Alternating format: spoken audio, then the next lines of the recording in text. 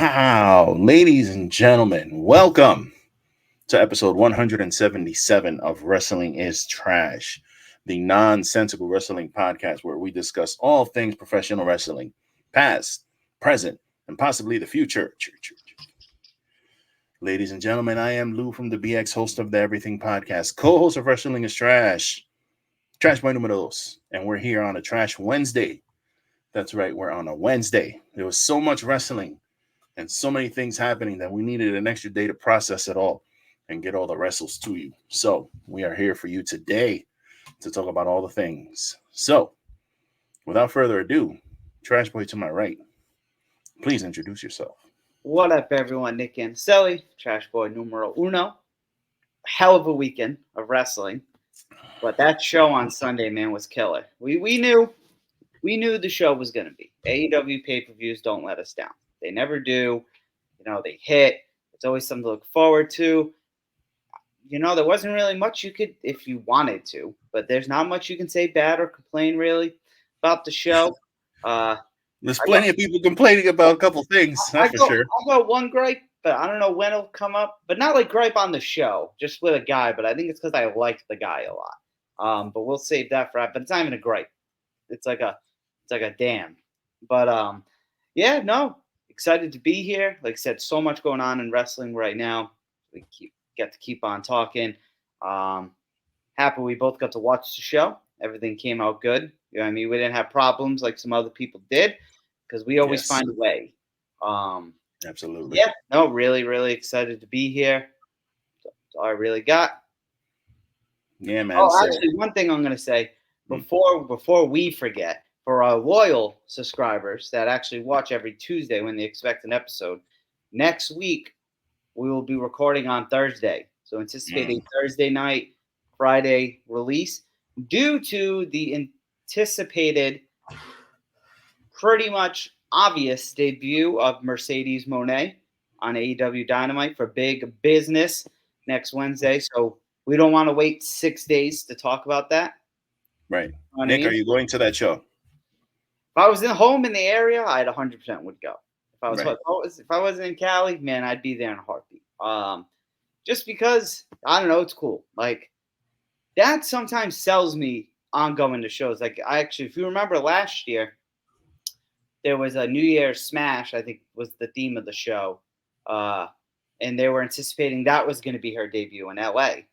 And I went not solely because of that, but that was a big reason. She didn't debut, no big deal. But it was also the seventh match in the Elite and oh my god, and Death Triangle, ladder match, the trios titles. Well, it was the trios. That's right, it was Death Triangle. Trios, and they did a TLC match. That was awesome. I had a great time. Thank God, Pac is back, bro.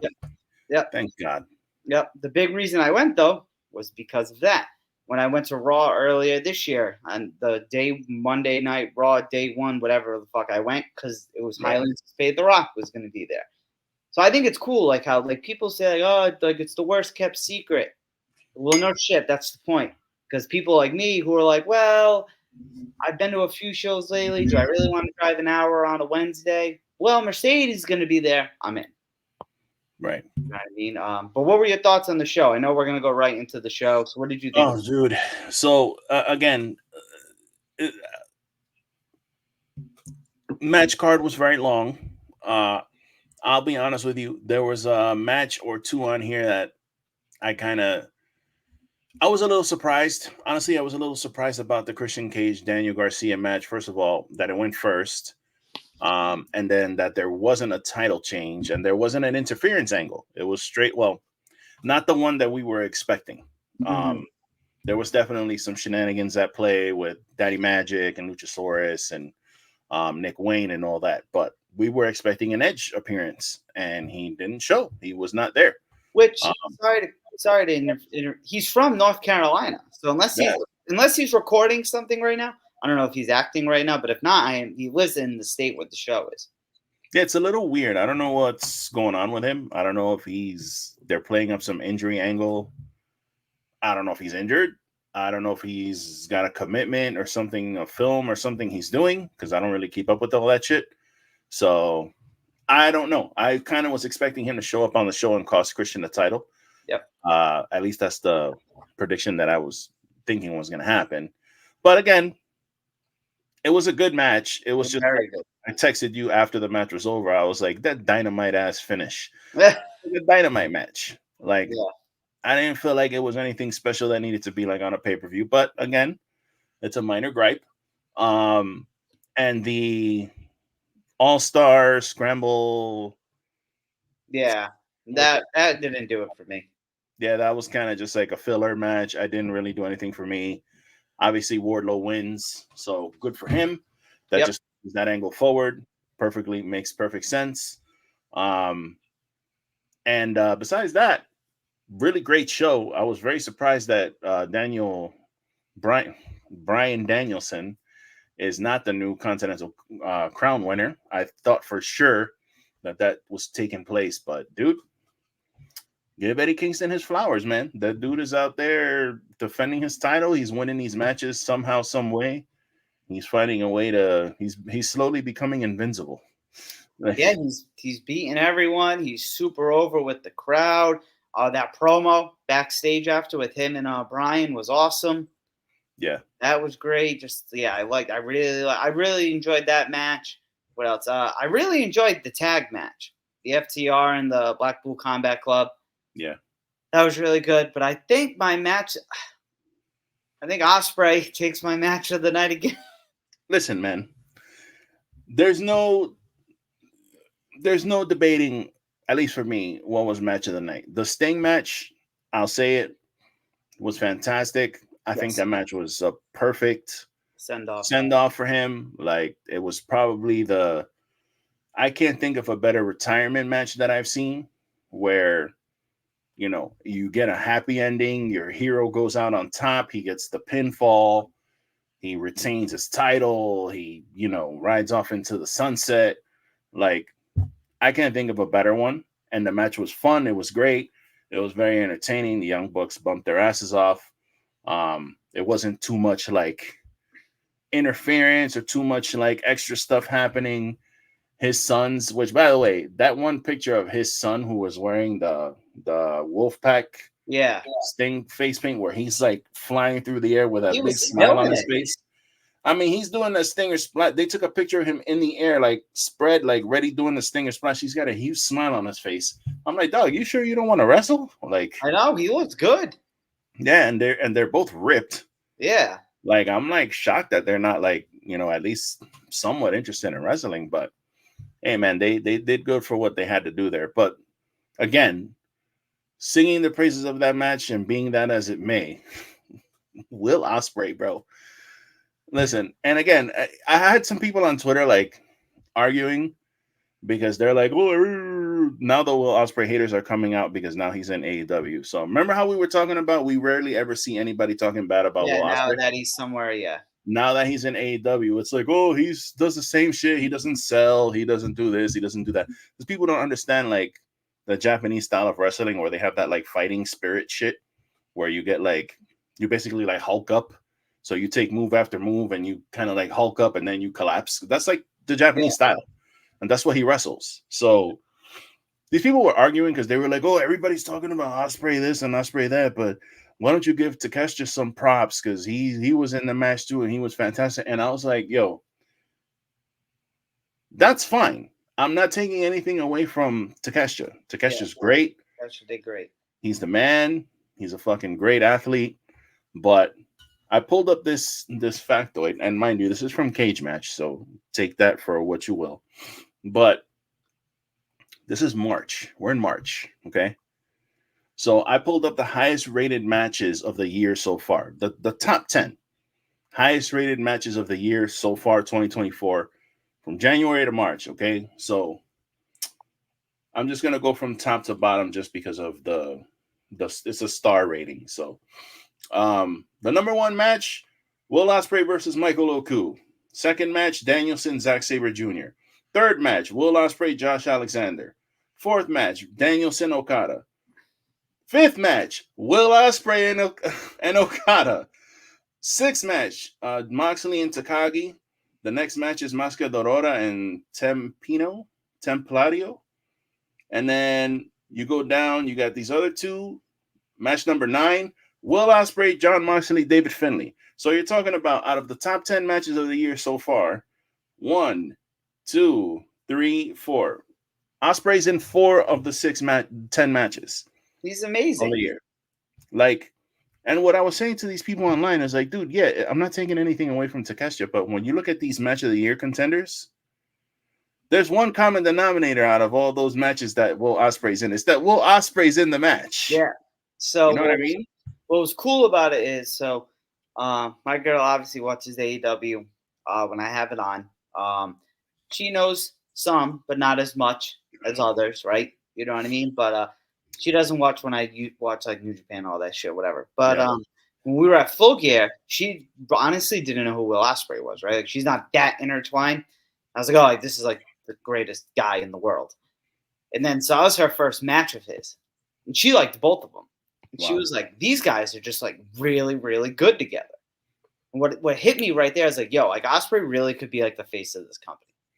Yeah, he's absolutely. Like 100%. They're gonna have to put the title on him at All Out or All In, whatever that shit is called. He has to do it. They got to do it, bro. Yeah. And I don't know how they're gonna get there. I don't know what they're gonna do about Swerve, but dude, Ospreay's that guy. You have to sometimes, dude. You got to strike when the iron is hot. And this dude right now has got everything going for him. He's like in the peak of his career. You got to do it, bro. You got to put the rocket on his back and just let him be that guy for as long as he's able to. Then you get Kenny healthy, bro. Kenny comes back. It just, dude, listen. It's that match was fucking phenomenal, bro. And I don't know how people, again, we kind of say the same shit over and over again, but it's like, I don't understand how the fuck you can you say you like wrestling, but you watch a match like that and you don't enjoy it. Like, I don't understand how you just don't enjoy that shit. Like, I really don't understand that. I think a lot of wrestling fans, IWC fans, will say, they really watch wrestling from either side, any company, whoever they hate. Like, that's to me, I just find that so odd. Like, if I thoroughly wasn't into something, I'm just not going to watch it. Like, hey, man, that's your cup of tea, not mine. Fine. But I can't imagine, even if you're watching it somehow for free, the show, right? That's a long show. Yeah. I don't watch things I don't like that are 4 hours long. Right. So it's like, just shut the fuck up. Bro, even like, and you said you didn't watch 0 Hour when it aired. Yeah. Bro, I was in there and for whatever reason, I opened up the chat and the chat is just flying by. And it's just people in there that are like, fuck this pay-per-view, this sucks. AW's in the mud. Ospreay overrated. And I'm like, what the fuck? What are y'all doing in here? Like, do you not have a fucking life? You're literally inside of a fucking chat of a YouTube video, like talking shit about the pay-per-view. Yeah. And it's like, and you're watching it. You're giving them ratings to talk shit. Like, I don't get that. Dude, right now, AEW, I think it's always hot. So that's going to be a bad word for me to say. But I think publicity-wise, it is hot right now. Because you have one of the greats who retired. So you have a lot of media attention, right? So it's like, then you got Mercedes debuting next week. We got a potential debut tonight. Yep. Like, man, once you have those two debut, like, there's not really anything else to throw out there, which is fine. Like, now you have to strike. You have to strike while the iron's hot. You have this great publicity because of Sting. You have two hot talents coming in. Like, yo, they have a chance. They had 16,000 people in there. Yeah. Now, I get it, Sting, home country, all that shit, but we see how it goes. Like, they have to strike while the iron's hot. And I think they will. Yeah. So it's funny. And the other night, I was watching the Knicks were on TNT, and I saw like 6 fucking AEW commercials. Like, I was like, oh shit, I don't know if that's like normal because I have League Pass, so usually I'm just watching League Pass. Yeah. So I don't know if that's normal that they promote that much or they're ramping it up. But I was like, oh, this is good. Fucking finally, like some promotion, man. Because I don't watch TV like that, so I don't even really know if they're still doing it. TNT and TBS do good promoting the product. I will say that. I just don't know what it could be that's not. I'm telling you, man, ever since I mentioned this kid last week, he doesn't even know who I am, but there are really human beings out there who just don't know what it is. And to me, that's just wild. Like, how are you a wrestling fan? And this guy had no harm. He said not a damn thing wrong. But there are just simply human beings out there that just don't know they exist. And it's like, what do you do to get them to find out? I guess that's the big thing. Yeah, like my cousin / brother, like he knows what AEW is. He knows about it because he's like me. When you're into something, you dip your toes into the whole thing. You may not like all of it, but you know, like I know what's going on here. I kind of know what's going on here. I'm familiar with that. I'm not watching it, but I'm familiar with it. So he's kind of like that. And he will not fucking watch AEW. He just flat out refuses. He just won't watch it. He's grew up on WWE like me, but he won't. Even back in the day when I switched over from WWE to WCW because the NWO was happening, that shit was hot. Like it was all about NWO. It was the cool thing to watch that. Even when I shifted over, he was like, "Nah, dude, WWE, I'm good on that shit. I'm not watching that shit." He wouldn't even really watch WCW like that, but he knew what was going on. So there's a lot of people like that. They just listen. They're used to WWE. That's all they want to watch. Yeah, one of my boys, same way. He'll never say a bad thing about them. Never will. Just doesn't want. He literally said, "I think the only way he would is if Goldberg would wrestle because that's like one of his all-time greats." But yeah, so I was like, well, hopefully you don't have to watch then. But Goldberg versus Bret Hart retirement match. Yeah. So it's like, yeah, it's weird. But so do we? Yeah, we'll say. But yeah, that last match though, Sting, that was just awesome. Darby Allin is fucking nuts, as you wrote. Yeah. So the title of this episode is Darby Allin is out of his fucking mind, and you know. That spot to me was insane. Like I've told you before, I don't like watching deathmatch shit live because I want to make sure that someone doesn't die. Yeah. Like live while I'm watching. So I'll watch it afterwards. Did everybody live? Is everybody okay? Okay, cool. I'll watch it. So seeing Sting pull up that plane of glass, I was a little worried. I was like, oh God, what are they doing? Why do they have a plane of glass? And then he smashes it or whatever. But when you see Darby climbing that ladder, you know something not good is going to happen. Because that's first of all, that ladder was tall as shit. And it's in the ring and he's jumping outside the ring. I didn't even know that they had the plane of glass set up like that. And you just knew, like he knew that he was going to hit on no one. Oh, he was just taking the whole thing. I knew the match was going to happen. I knew Sting was jumping off something at some point. Because that's kind of his thing in those matches. I was not expecting it to be how it was. And I liked that, though. Yeah. From start to finish, even the Bucks then, because at first I was like, oh, my God, is this just going to be like an ultimate squash? Like, that's what I was thinking, to be honest, which I would have been cool with. I would not have bitched about that personally. Because of the character of the Young Bucks, like, it would have made sense. But then the Young Bucks but yeah, when I saw Darby do that, man, like, it's cool to see, but at the same time, like, fuck, yeah, it's fucking crazy. The fact that when he was laying there, he had like that shard of glass like under his shoulder blade, and then the camera zooms in, and you're just seeing like all the little poke holes that he had in his body. They all just drained out at the same time, and you just see like he's just covered in blood. I was like, holy shit! Now, luckily for me, since we've been watching wrestling long enough to know like when the referee is like gonna stop something, or when the referee goes to check and he's like, okay, you're good, you know, and they kind of do their thing. You could kind of tell when the ref came over that he kind of was like, okay, nah, he's good, he's just selling whatever, and he was just kind of like in the area, because when they're really hurt, you see the ref like, oh shit, they make the X sign, or they start, you know, doing their motions, and then they're all over the thing and they cut away. Well, that's up for debate right now in some people's eyes. We will speak on that after. But yes, no, I know what you mean, though. I know exactly what you mean. Like a big spot like that, you're going to make sure, like, yo, is this friggin' dude or chick alive? Yeah. And it's funny because I heard, I don't know if Darby said in an interview that the ref asked him after the bump, he's like, hey, are you okay to finish? And he was like, fuck yeah, I'm good. But he was just laying there like selling. Yeah, I think Darby's just awesome. Now he got clearance. You heard he got medically cleared to climb mine. I hate to be that guy. I don't know shit about heights, hiking like that, whatever.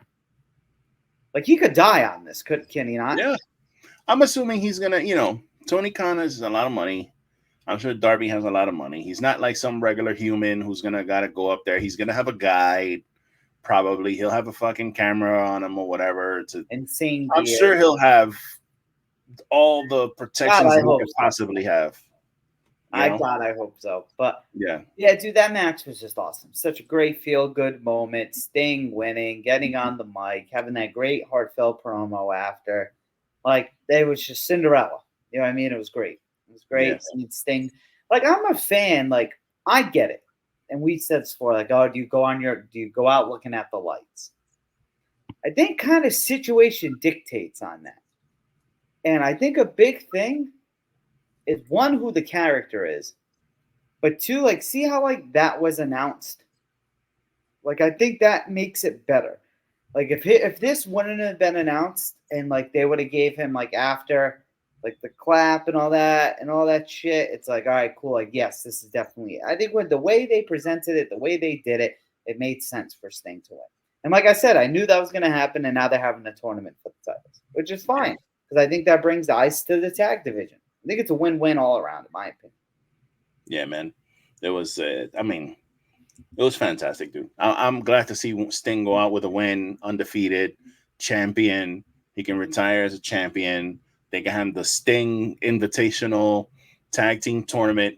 Yeah. So, they're already putting all these posts on social media. Who's going to be next? Who should be in the tournament? I know I saw the Workhorseman tweet something about it. So Nick, who runs our Twitter page, actually retweeted the AEW spot. And he suggested that the TrashBoyz should be the next AEW Tag Team Champions. So I got to thinking, I have 3 questions, which I probably just kind of answered the first one. But I was going to ask, what would our tag team name be?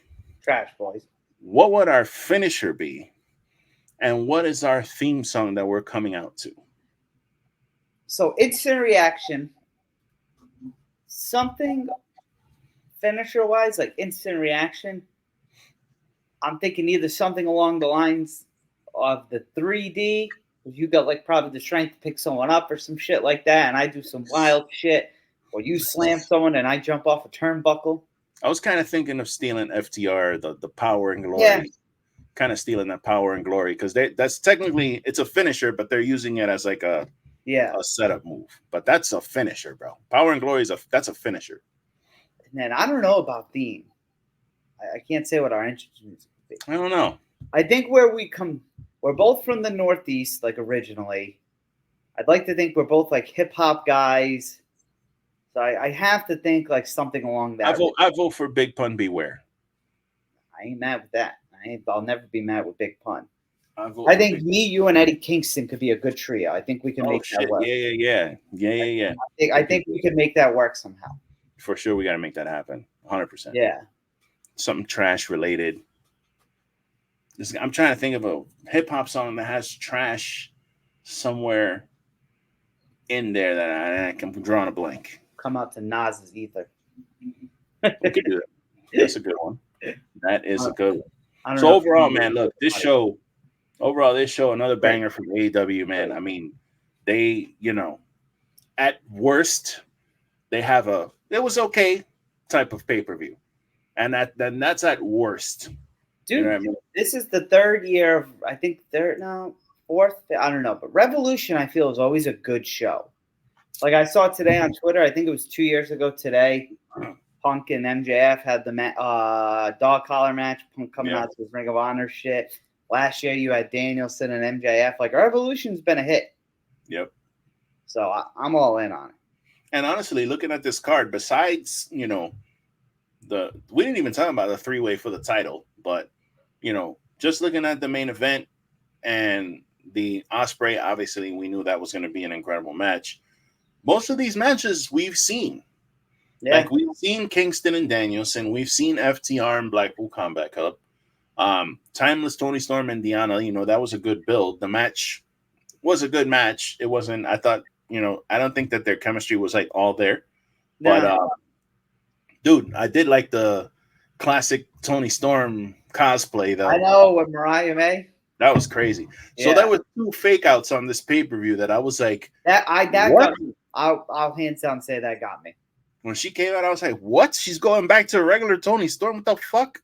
And then I was like, it took me a second to actually look at her like, yo. And I was like, oh, it's Mariah May. Gotcha. Yep. Like, oh, okay. Cool. And then when Sting's entrance, when his son came out as Surfer Sting, I was like, whoa, wait a minute, dude. No way. Are you serious? Like, I thought he was coming back as Surfer Sting. It was nuts. That shit was so crazy. But I got faked out 2 good times on that one, which is awesome. Yeah, I thought it was a phenomenal show. We got the return of sad boy Kyle O'Reilly. Dude, he looked awful. Yeah, he looked really bad. He looked like a homeless person. Yeah, it looked like he hasn't slept. And his clothes, his whole shit, like his whole appearance looked horrible. I'd like to think we were both shitting on the the Undisputed Kingdom, yeah. And this can maybe make things interesting. Yeah.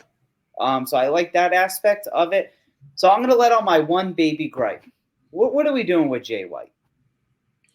Well, he's wrestling Darby Allin on tonight. I think he has to win. Yeah, of course he's gonna win. You know, Darby's going to Mount Everest, so they might play up some type of injury angle or some shit. I would assume that tonight that he's gonna do something nefarious to Darby Allin so that he can go. Say he loses to Darby Allin. Then are you kind of like, what the fuck are we doing here?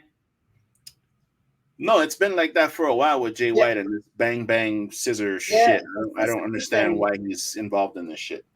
So this is the thing I don't like about loading up rosters. Because before there was an AEW, WWE did this. AEW is getting there, and that's what worries me. The women's side, they're fine. To be honest, they're good. Like Mercedes going, that someone's going to knock down on the totem pole, but I think that's fine.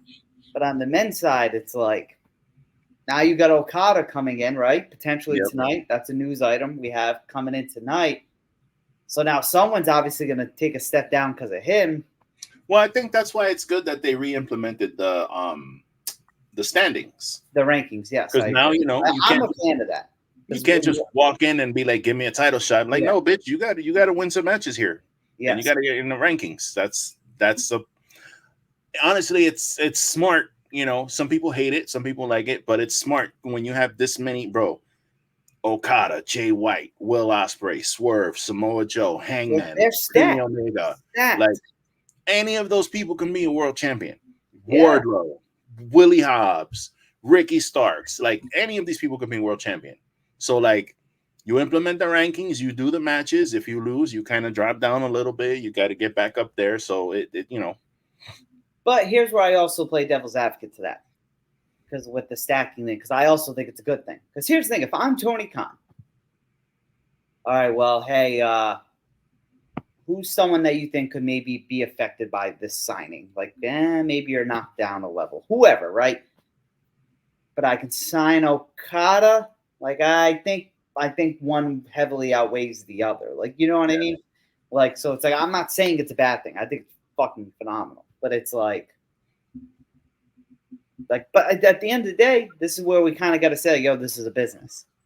Yeah. And you're not supposed to take things personal, but it's a business at the end of the day. And you know what? Find a way to get yourself over. My thing is, Tony really has to, you really got to take these Ring of Honor belts and these Ring of Honor people and leave they ass on Ring of Honor. Yeah. Like, I don't want to see the Ring of Honor titles on Dynamite or Collision anymore. Like, I don't want to see it.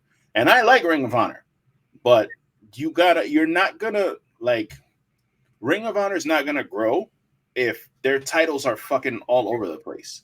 They're not even defending the fucking trios titles, like the Jay White and the Bullet Club Gold. They're not even defending those fucking titles ever. Like, they just come out with them. Neither are the AEW trios champions. Right. They're like, nobody's defending their titles. Like, I look like that the Acclaimed are trios champions. No, yeah, like you almost forget. And it's what's funny? You know what's funny about everybody loves the Acclaim. Like, you know what I mean? Right. Like, you know what's funny about the Acclaim? So there's I don't know if you use Spotify or not, but Spotify has this new thing called X, and it's like an AI. Okay. And it's a DJ basically. So you tap the little circle button, and this voice pops out. It kind of sounds like Nick Cannon actually.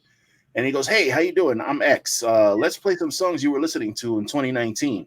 And then he'll just start playing some shit that you used to listen to that you stopped listening to or whatever. Then he goes, "Oh, I see you like Linkin Park. Let's play some of these and see if you like." And it'll just kind of like based off of your playlist. Yep. So, bro, I was driving home the other day and I was jamming, and fucking they were playing a song, and then the song ended, and I heard that fucking, well, long story short, the Acclaim theme came down. Hell yeah. And I just heard the and I just like, I was like, oh, like I almost forgot what that song was when it started. Yeah. And then after like a second, I was like, oh, it's the fucking Acclaim shit. And I had that shit on loud, bro.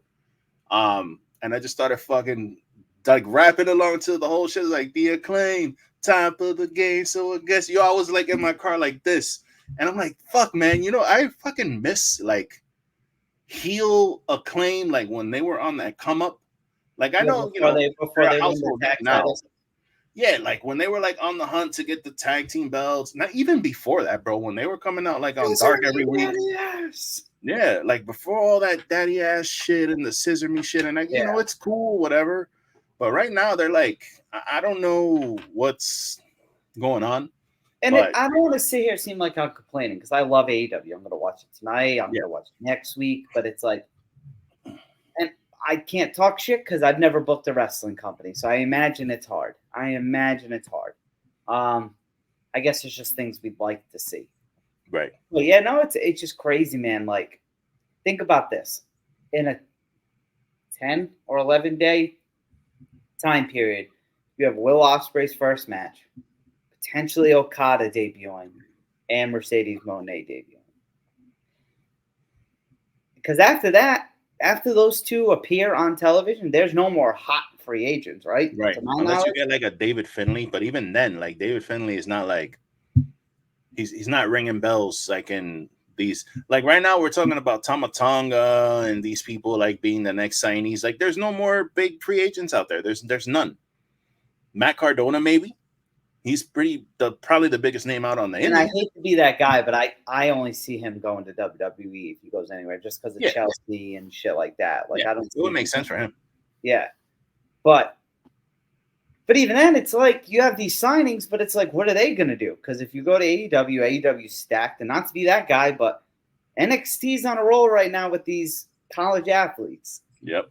Too. So, and then real quick, kudos WWE on commentary on Raw. Michael Cole and McAfee saying it was a great match. So they complimented the match. McAfee immediately got cut off by Michael Cole when he started that conversation. Yeah. Immediately. Yep. And then fucking Cole just saying hell of a career. So cool for them. Cool for them for doing that. They gave props to Sting. I thought that was really cool that they took a second to say, congratulations, Sting, on your last match, your great career. I thought that was really cool.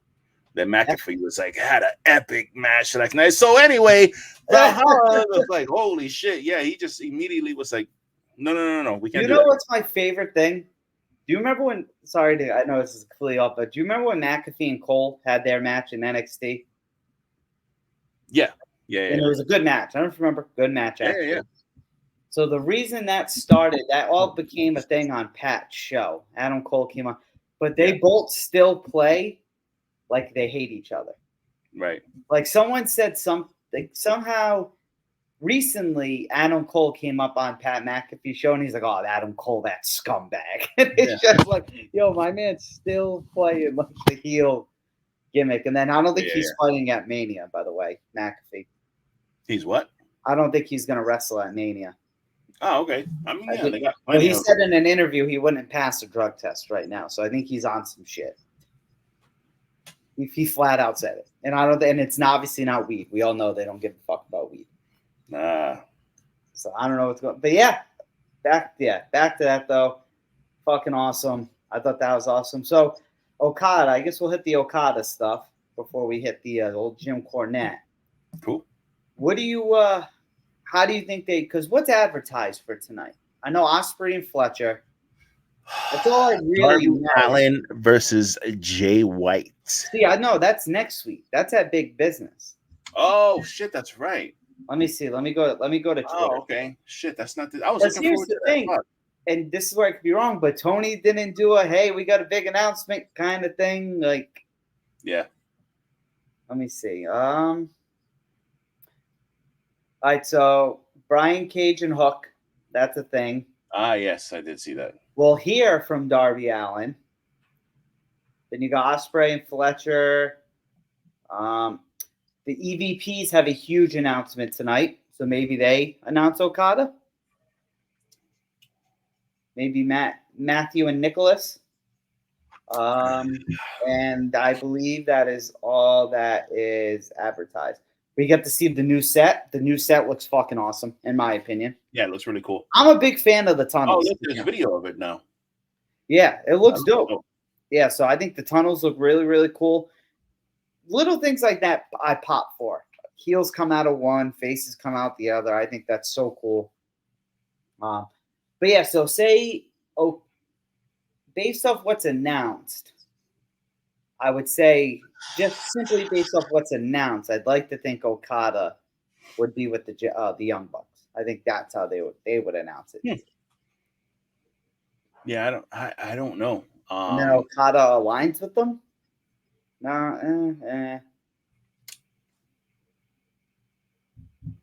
I don't know. The thing is, I'm not that familiar with Okada and like his background, shit, what he does. Like I've seen him have matches, but I don't know like his alliances and shit like that. So I can't really speculate on what he's gonna do. I'm just excited to see him in AEW. I'm excited. Yeah, that's fucking awesome. So we'll see that. So I guess we'll see. But yeah, so I'm gonna read what you put here if you don't mind. Jim Cornette called Darby Allin the biggest fucking moron that has ever stepped foot on earth and drawn a breath, with who Jim Cornette is also the guy, continuing reading, who broke his knee and tore ligaments in both legs because he was a fucking moron who didn't fall flat on his back like a professional would. Is talking about a fucking moron who performed his stunt properly, is wrestling next week and going to climb Mount Everest. And I don't know if Jim Cornette's seen the tweets, but they had like a stunt team there and they rehearsed it. Yep. So Cornette's a hater. He's just a hater. I just like again, I hate to even bring his name up, but he just like what annoys me the most about him is how like he just is very close-minded to these things, and he just, and again, I know he's been in wrestling, he's been actually involved in wrestling, like actually involved in it. Like he's managed it, he's wrestled, he's done all these things. Yeah. He's a legend when it comes to that shit. He's been all over. I get it. He knows wrestling. At least his brand of wrestling, I don't know even know how to really explain it. But bro, times change, things evolve. There's different kinds of wrestling out there. And again, I say these things because these people, I just feel like they know what's going to get them clicks. So they're constantly going to, you know, they're gonna pander to their fan base and what their fans like. And his fans love it when he calls that shit Outlaw Mud Show, and he calls the Young Bucks the Cucamonga Kids, and Kenny Olivier, the fucking dancer. He's not a wrestler. They love that shit. Yeah. So he's gonna continue to say these things, and every time AEW does something, he's gonna continue to shit on it because that's what his fans like, and that's what's getting him clicks, and that's what gets him revenue. So like the same thing kind of with Eric Bischoff lately. It's the same shit. All these guys are all doing the same shit. Yep. They're all playing the YouTube game. And it's like, at what point am I going to stop? Like, and it's funny because I'm the one who put this in the note for us to talk about. But like, at what point are we going to stop like bringing this guy up? And then you go on Twitter and like everyone's retweeting him. So and it's the wild thing is, he comes off as a WWE homer, to my knowledge. I could be wrong. Because I know he did a lot of time there, but like, at least Bischoff's in their Hall of Fame and all this other shit. Like, at least it makes sense why he would ride their coattails. But Cornette, like, you're not in the Hall of Fame or any of this shit. Like, so why the fuck do you kind of shit on the other product so much. Yeah, that tweet that I posted actually has a GIF of Cornette taking that bump. So he was performing some kind of outlaw bullshit, the same outlaw bullshit that he loves to talk about. He was actually trying to do it. He was trying to climb a scaffolding, and he ends up falling. And instead of taking a why can't I fucking talk today? Instead of taking a back bump like he was supposed to, he falls directly on his leg, and he breaks his knee in the match because he doesn't know how to fucking bump. But he's going to talk about Darby Allin, who had like all kind of doctors there. They practiced the bump. They had a stunt double on there to practice the shit. They had a doctor look at everything and measure all the shit and where they were going to do it and how he was going to fall and do all these things. So they took every precaution that they could take. Still dangerous, very dangerous, but they took all the precautions. And this guy's a professional stuntman, by the way, Darby Allin. So like, yeah, there you go. Look, and dumbass falls right on his fucking knee. Yep. Moron. So again, it's like these people, they just love they just, you know, they endear to their fan base, and that's all that shit is, dude. Yep. That's all that shit is. Yep. And then we got another couple AEW news items. So this one, Fightful Select can confirm Mike Santana is now gone from AEW after he was moved from their roster page. We'll have more details from this week. I know you and our resident trash girl Squishy, big in your guys' wheelhouse. You know, it sucks. I was a fan of him. I know you guys know more behind the scenes with them and everything like that, so I'll kind of like sucks. Yeah, what do you got to say? It sucks, man. It sucks because they really should have put the tag team titles on them when they had that show in MSG. Like everything was lined up perfect for that. I don't know why they didn't pull the trigger on that shit. And again, I'm not backstage. I don't know how this guy is or whatever. Mike Santana is a great talent. So is Ortiz. And the fact that they're, I guess, not friends anymore kind of sucks. Yeah, you don't like real life problems. Yeah, I mean, Mike Santana's out there killing it on the indies. He's the House of Glory world champion. Like, he's doing his thing. And it seems like he just wanted his freedom because he felt like he wasn't getting used properly. But then again, like, you look at this roster, and again, I'm not saying that he's not right because we talk all the time about the fucking, thank God the international titles on Roderick Strong, so now they can do something different with that. But even the TNT title, like, you know, there's people on your roster who, to me, look like they're made to have that belt, and you're kind of keeping them on the back burner, and you have it on Christian, which I get for the feud, but at some Mike Santana was never going to be AEW World Champion. Like, it wasn't gonna happen, and it's not because of his ability. It's just because of how many fucking people are on this roster who are like world champion material. Which you listed off like fucking 15 of them. Yeah, and it's like, I'm sorry, Mike, but it wasn't going to happen. And if now you're falling out with your tag team partner, you're definitely not going to be tag team champion. So now, it doesn't really leave a lot for you. Do you see him indie hopping, or do you see like him going to like a TNA? I mean, if he goes to TNA, he could definitely do some things over there. He can win all kind of championships in TNA. He's got his history over there too. So yeah, I can see him definitely going back there for sure. Well, we're fans. Hope the best for him. Hope to see him keep doing his thing. So next one, I kind of intrigued about this. Sammy Guevaras was recently suspended by AEW in relation to his match with Jeff Hardy because of concussion protocol. So essentially, when Sammy had that botch move landed on Jeff's head, gave him a concussion. The big thing was he didn't follow concussion protocol by hitting his finisher. Yeah.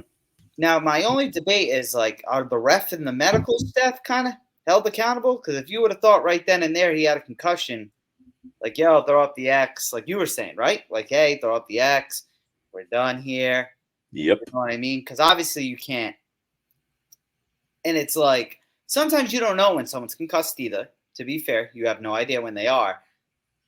So, like, I wonder what this is. Like, I don't know. Like, why do you think he's suspended? Like, do you think there's more to this? We know, because didn't he have an injury thing too at Matt Hardy as well? Like, yeah, he's the one that slammed Matt Hardy on his head when they had that one of those stadium stampede matches. Yeah, one of those stadium matches. Remember when he slammed his head on the ground? So do you think this could have resulted in maybe a Hardy Boy complaint? Or like, what do you? I don't know. This kind, and it's like 14 days I saw, so like 2 weeks, so it's kind of random. I don't know. Like, what's your take on this? To me, this is just weird. Obviously, there's probably way more to this that we don't know, so that's why I'm not going to give like a crazy in depth. I just think like it's weird. Like, you got held responsible for concussion protocol, but like, what happened to the ref? Because we just saw this happen recently with Moxley. Too as well. So I don't know. It just makes I don't know. Like, what's your thoughts on this? I'm just kind of confused. So I saw something earlier on Twitter, and take this with the grain of salt that it is. I don't know anything. I'm just a dude who likes wrestling, but I saw somebody who was saying that they had inside information, whatever. And I don't know. Again, I don't know, but they were saying something about Kiera Hogan.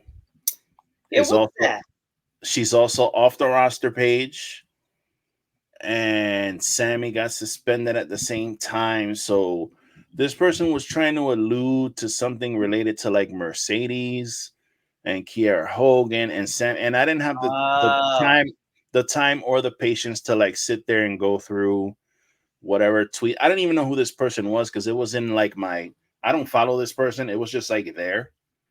So I was like reading this shit. I was like, what is this? And I'm trying to like scroll through these tweets. Yeah, but it was okay. like it seemed to be like nonsense. Now that all makes sense. But it seemed to be like nonsense. So I kind of didn't give it any mind. And then I didn't see that anywhere else. So I was like, nah, I'm not gonna interact with this. I'm not trying to give this anymore. But there was a lot of people in there talking about it. So I don't know what's that about. But I will say that it's fucking weird that you suspend Sammy. Like, he had a match last week, right? Yeah. Like, he had a match after this whole shit happened. And then he wasn't he just at the pay-per-view? Like or am I tripping? Was I watching? I don't remember. Unless he was on the 0 hour, I didn't see him on the main card. No, I'm tripping. I'm thinking of something else because I watched that's why, because I rewatched All In, and it was Jericho and Ospreay, and Sammy was in the corner. Yep. So I don't know. I think why it's weird that like a full almost 2 weeks later you suspend them for conveniently 2 weeks, which next week he won't be there. Mercedes there. It's a little odd. Like, so I don't know what the deal is with that. And I don't know if he's using the Jeff Hardy thing as an excuse to kind of get him suspended because he's suspending him for something else. I don't know, bro. Yeah, I don't know. It's just it's very weird. I'll say that, but I just wanted your thoughts there. It's funny that you said you're surprised Tony Khan didn't do like he has a huge announcement. And I open up Twitter, and the first thing I see is a graphic from AEW's account with a picture of the Young Bucks, and it said a huge announcement from AEW EVPs Matthew and Nicholas Jackson live tonight. So you got to think that's Okada. You have to think that's Okada. We'll see, man. I don't know what's going on. I'm assuming it has something to do with the tag titles. That'd be some shit if they're just like, you know what, we're the champions now. Fuck it. No tournament. Fuck your tournament. You know how actually great that would be? Like, yeah, that'd be how much heat these motherfuckers would get for that would be fantastic. Get a pop out of me. They'll be like, you know what? We're the number one contenders. We just faced them. We would have beat them. We're the fucking champions. Now fuck all of you. So that'd be fantastic. The next thing we have a lot today. This is why we're both excited for today's show. Oh, yeah. So this one, I'm not saying this for a stir the pot reason because it's obviously not. We already know MJF is in AEW. He's staying there. But during the Iron Claw premiere night, John Cena states with his interview with Chris Van Vliet, he told former AEW World Champion MJF that maybe we can get you to play for the right team one day. Now, he said some other things. So the reason I put this in here is because it makes me think, which we all know it's happening, but this just brought like how often do you think wrestlers are talking to each other about how it is over here and how it is over there? Oh, I'm sure it's a lot. Like, and it's just like, to me, I think shit like this is just interesting. Yeah. Like perfect example, like when Kenny and the Bucks were up for that free agency and then they just got re-signed, which we all knew was going to happen. Like, it makes you think, like, you got to think there was a conversation with Cody there somewhere, right? Right. like, and then just like I don't know, like whoever, like just in general, like Okada, like I could be assuming here, I could be wrong. So like when he was a free agent, like was he talking to Nakamura, or like who was he talking to in AEW? And like I don't know, like Ospreay, was he talking to Ricochet about yo, how's shit in WWE? Yeah, you know what I mean? Because he obviously before he signed with AEW, I think he kind of knew what he'd be walking into there. And he made it known he had conversations. So it's like, I don't know, shit like that to me is so cool. Like, I think it's actually cool. Yeah, and Ospreay was there. You know, he was in AEW for a little bit. He was there. He showed up. He had 6-man tags. Yeah. He was at Forbidden Doors. So he was like, familiar. He was in the area of everything. He was familiar with everything. Yeah. So it's like, it makes you think like who else is talking? I'm sure these guys all talk to each other. I think at the end of the, as much as we want better for wrestlers, like, oh, go here, I really think 99% of them are just going to go where the money is. Yeah. I'm fully over, like, I don't know. I don't know about that. Because I'm pretty sure Tony Khan was offering Jade Cargill a lot of fucking money to stay in AEW. I'm sure of it. So I'm sure he had to offer her a shitload of money. So do you think because, like, I could be wrong here. My assumption on Jade Cargill is she obviously likes the business, but she wants to get to, like, Hollywood. It's better for Jade to be in WWE's machine. It's much better for her brand. If she wants to go in to do the next thing, whether that's wrestling or whatever she wants to do, it's better for her to be there. That's going to get her on Good Morning America. That's going to get her on the Today Show. Like, that's going to get her on shit. You know what I mean? AEW still has a ways to go when it comes to that kind of thing, like to push their stars into like the stratosphere. Right now, they're just concerned about getting the best wrestlers in their building and having these matches, which is fine. Yeah, nothing wrong with that. It's not the same thing. So you truly think Tony offered her more money? I don't know about more money, but I'm sure he offered her a lot of fucking money. Yeah, I'm sure he did. Yeah, I don't know. I just think like knowing these conversations, like how they are happening, like I just think that's cool. Yeah. Like I thoroughly think that's cool. Like I'm trying to think of another. Like you think like when Jordan Grace just at the Royal Rumble, like you got to think she was asking people and feeling shit out. Like, hey, like kind of how is this here? You know what I mean? I mean, I'm sure she knew. Trinity was in TNA for like a good year. I'm sure she told her everything. And how about Trinity, bro? Last week, no entrance. So okay, so I was hot about that, but the Bloodline segment went 10 minutes over, and they cut their match and both entrances. Yeah, dog. But even with that being said, Tiffany Stratton beat her clean. You think there's something wrong with that? And I mean, Trinity just came back. You got Tiffany Stratton, who's like, I mean, I love Tiffany Stratton. Don't get me wrong. She's white hot right now. She just got called up. She's like basically still an NXT talent. You know what I mean? And Trinity just came back. Trinity was a world champion for Impact Wrestling in this other company. She went over there. She became a world champion. She got her fucking weight up. She comes back and no entrance. She did not look happy. Did not look happy about that shit. Yeah, because her shit's cut. I don't think there's anything wrong with her losing to Tiffany Stratton. And then, I don't know, man, taking that L like that, a lot of people were not happy about that shit, man. And see, this is where I think, me personally, where fans and shit overreact to stuff. Yeah. Me personally, like you said, you've listed all these accolades Trinity has. So, yes, the new girl can go over to get her. Especially if you're building to Tiffany and Bianca at WrestleMania. Do you really have Tiffany lose to Trinity before you have her face the undefeated woman at WrestleMania? Is that what they were going with that? Because I haven't watched. That's where if Bianca, unless Bianca's fighting Jade, which I don't think they're going that route either. It doesn't seem like they're doing that. Yeah. Yeah. Then if you're going Bianca and Tiffany, you have to have Tiffany going in strong to Bianca. Wow. Okay. Me personally, I love Naomi. I knew she was coming back, but I don't. I don't think she'll ever be the world champion. I wouldn't be mad about it. I'm a big fan.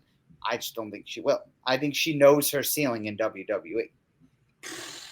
Man, I was thinking that she was. I was under the impression that she came back because she knew, like, hey, all right, I could come back. Shit's different now. I'll be treated different, and yeah, I think I that. don't know. I don't know. I'm not going to base off 1 week off of that. Right? Yeah, we got to see what happens. Because you got to think she had an impressive thing at the Rumble, and then they still booked her. She was in Elimination Chamber, so she's been on every pay-per-view so far. So I don't overthink shit like that. That's just me personally. Didn't Tiffany beat her at Chamber 2? Didn't she pin her? Who pinned Naomi? Maybe that I'm not sure. That I don't remember. She might have though, because maybe that's why the match happened. Man, how about that? We don't even remember how she got pinned. That's a damn shame. So I don't know. I don't overthink shit like that. Trinity. Poor Trinity.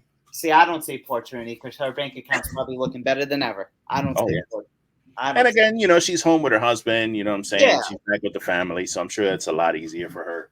You know what I mean? So, now, if they're not going, Tiffany and Bianca, then it's like, okay, what the fuck are we doing here? Why is she beating her? Yeah. Like that. Like then I raise the red flags of like, what are we doing? I mean, obviously Tiffany's got the rocket on her back, you know what I'm saying? She's getting a big push, so, and well deserved, Are you kind of like, do you truly believe like one show can really boost your momentum? Like, do you remember last year in Puerto Rico, EO was insanely over in Puerto Rico? I mean, everybody was insanely over in Puerto Rico, bro. Yeah, but like, do you know what I mean? Like, do you think like she just got super cheered in Australia? Yeah. And now it's like, do you think it's like, oh, we got some? Like, I don't know. Like, it's weird to me how that works. Yeah, she's it all depends on these crowds, man. They all go to all these different places, and sometimes you go to like if you go to Puerto Rico or whatever, the fans are gonna be rabid. Like, and if you go to somewhere like in the middle of America, for some reason, sometimes these crowds are not as lively as they should be. What's the one they shit on all the time? Is it Fayetteville? Something like that. There's some place that sucks. I don't know. And that's where I bring it, though, to mention, like, this is where I think WWE low-key is falling into a problem. As talented of a women's division they have, what are we going to – because now you're eventually going to have Jade come on television. So it's like, what do we – And you kind of have to put a belt on her. Yeah, like, or she has to be involved in it. Yeah, like, she's got to be involved in something big. If you're gonna do like the Bianca Jade tag team thing, and you put the belts on them, and then you have them feud later, you could do that kind of thing. But yeah, because Jade is a. I mean, when you look at her, she just, bro, who's gonna stop her? Like, who's stopping her, bro? In real life, like in legit real life as well. Yeah, like you're not gonna have Zelina Vega in there with Jade Cargill, bro. Like, no, and it's. That's why this is what confuses me right now. It's because you got to think they don't leave Jade off Mania. And they're only showing her on SmackDown. But everyone thinks she's going to go after Nia. But here we are. We're 30-something days. We're a month away from Mania. The only clear direction with Bianca is Tiffany, but you haven't planted the seed yet. And it's like, obviously, Bianca's going to be on WrestleMania. Because she keeps mentioning how she's undefeated at WrestleMania. Yeah. Undertaker 2.0 and shit. So it's like, are they going to do Bianca and Jade in a tag? Because Jade keeps talking shit on Twitter to the Kabuki Warriors and shit. That just might be a thing. So I don't know. That's weird. It's like, I don't know. I'm curious to see where they go. I'm out of the loop because I'm not really, you know what I'm saying? I didn't watch Raw last night. I just caught some clips. Yeah, and then when it comes to SmackDown, if it's not Bloodline related, I'm fucking not even paying attention. How about that fucking segment last week? So what did you think? I'm going to go with no because we didn't talk. Did you watch The Rock's 21-minute video? So I was talking to somebody about that today. I didn't watch the whole 20-minute diatribe thing. I didn't feel like it. I saw the little clip of him saying, fuck your story, but I didn't watch like the whole thing. I heard it was really good though. So I watched it only because when he released it Friday, I just put it on my Twitter and listened to it as I drove home. No, I mean, that's fine. I just didn't get, I'm not like too good to watch it. I just didn't get around to watching it. Yeah. So very good. to be honest, he answered everything that everyone wanted to know. Like what I'm gonna have to watch it. I'm gonna have to watch it. Pretty much said what happened to him and Cody. Like Cody pretty much acknowledged. I hate how I use the word acknowledge it.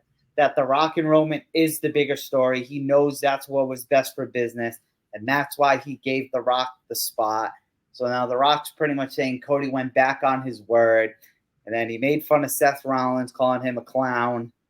So he answered like everything. And you want to hear the funniest part? You know why he did that promo? It got released because he wasn't going to have enough time to say what he wanted during their 40-minute segment. Which is true, because like 9 or 10 minutes of it was fucking entrances. Yeah, I don't know, but that was a hell of a segment, though. That was great. I'll admit, when Roman grabbed his arm, I was like, "Oh shit!" That was great, dude. It was literally cinema. I know people like to use that expression or whatever. That was fucking great. Yeah. He grabbed his when The Rock just like when he told him to acknowledge him, the way he just kind of you could see The Rock's like veins popping in his forehead and shit. But yo, he took the glasses off. He looked him straight in the fucking eye. He said, "I acknowledge you, my tribal chief." They hugged it out. I was like, yo, this shit is like so unexpected that like it makes it more exciting. Because you know how usually we watch wrestling for so long, we're like, oh, this is gonna happen. This is gonna happen. Well, I think this makes this more interesting when they eventually do have their one-on-one match. Yeah. Because I don't know how so based off that promo, because Seth and Cody pretty much accepted without accepting. They're going to be there Friday. I think The Rock pins Cody during the tag match. And then during night 2, all the shenanigans are allowed. I think you're going to have some Avengers shit where everyone and their mother shows up. I'm thinking you're going to see Stone Cold. You're going to see Sammy and Jay. John Cena just said he might show up at WrestleMania. Like, what if he gets involved in this and helps Code? John Cena? Oh, God. Like, what if he gets involved? Yeah, I think Stone Cold. Stone Cold would be the ultimate. But I'm not going to get my hopes up for that. I'm really not. Some fucking shit if The Rock's in the ring, the ref's unconscious. This guy's about to rock bottom Cody and the fucking glass breaks. That's gonna be fucking insane. I think Cody wins, and then I think you get The Rock eventually turning on Roman during all this, and you're gonna get Rock and Roman and next year's Mania. Like my buddy put it best. He thinks next year's Mania is gonna be Seth and Punk, Gunther and Cody, and Rock and Roman. Which I think that's fine. But yeah, like you're saying, dude, this is fucking, they're doing great. I don't know whether this fucking Cody crybaby, we want Cody shit was planned or not. It was the best thing to happen. Yeah. They're cooking right now, bro. WWE's cooking. Yeah, they are. And like The Rock said it in his promo on Instagram, like professional wrestling's cool again. Like I have a lot of people talking to me about this. Like a lot of my people, I don't know. So a cool gift. So like a big thing we do in the military is whenever you're leaving somewhere, like to go to your next place, you give them a plaque. And when I left recruiting, I was back home in Rhode Island. That's where I was for California. My buddy made me, it's the outline, it's a wooden plaque of the state of Rhode Island with The Rock and John Cena wrestlers holding it. Oh, dope. And I have that hanging. I have that in my office because I'm very verbal. I don't hide. I'm a wrestling fan from everyone. So everyone knows. Yeah. And everyone's like, bro, like, what the fuck is going on right now? Like, it's weird, man. Like, people are even, which is good. I think this is good for the whole wrestling business, not just WWE. Yeah, I don't know. So what do you think happens? As of right now, in this moment, we're going to get the tag match. What do you think happens? Who wins night 1? Who gets pinned? What happens night 2? Right now, did you see the whole thing where Seth Rollins supposedly is going to open up night 2 and defend his title against Drew? I don't like that, bro. Yeah, they're announcing it as the co-main event, but that doesn't mean it's the co-main event. I don't like that shit. Like, they're going to open the show with that fucking title match. You're already having trouble kind of discerning that belt as a secondary title, and now you're going to open the fucking show with that, and then, like, what? You're going to have your other title, like your US title or your Intercontinental title going on after. Like, to me, the hierarchy kind of matters. Yeah, because like I don't know, that's one thing it's always hard for me to believe like this. Like they always say it's all about how you start a show and how you finish a show. So it's like, cool, Drew wins the title to start the show, the crowd's hot, night 2. Like I get it, but I'm also there with you. It's like, bro, this is the world heavyweight title. Like there's no reason these can't go back to back. Like, to me, unless I don't remember my youth correctly or something, but when I was little and they had like WrestleMania or whatever show it was, like you had your matches and then you had like your Intercontinental title match. You worked your way up. Tag team title match. And then your fucking heavyweight championship match. Like it goes by like the state of the titles. Like it always was like that.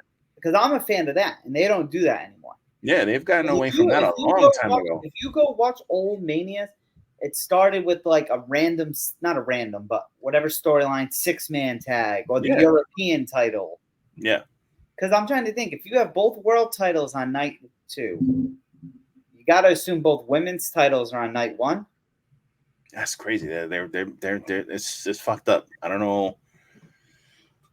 I get because of the story why they're doing the championship match like as the main event of night 1. It makes sense, you know what I mean? And that's a big time match. Fucking Roman Reigns and The Rock against fucking Cody and Seth Rollins or whatever. It's a big match, but I don't know, bro. I mean, again, it's fun because of the story and everything that it entails, but at the same time, I'm like, damn, bro, you're taking a main event away from like some of your talent that's there all the fucking time. Like I can understand if some talent is a little annoyed, but again, it's the machine. Like we're going where the money is.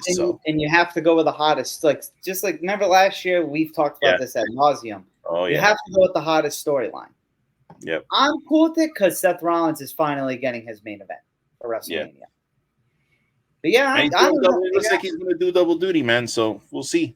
It's wild that Roman's doing double duty on top of all this. Like, let's keep it a buck. He should. That motherfucker, he gets enough time off. And we all know after this, especially if he drops the title, he ain't coming back. We ain't gonna see him for a while. We ain't gonna see him for at least 6 months.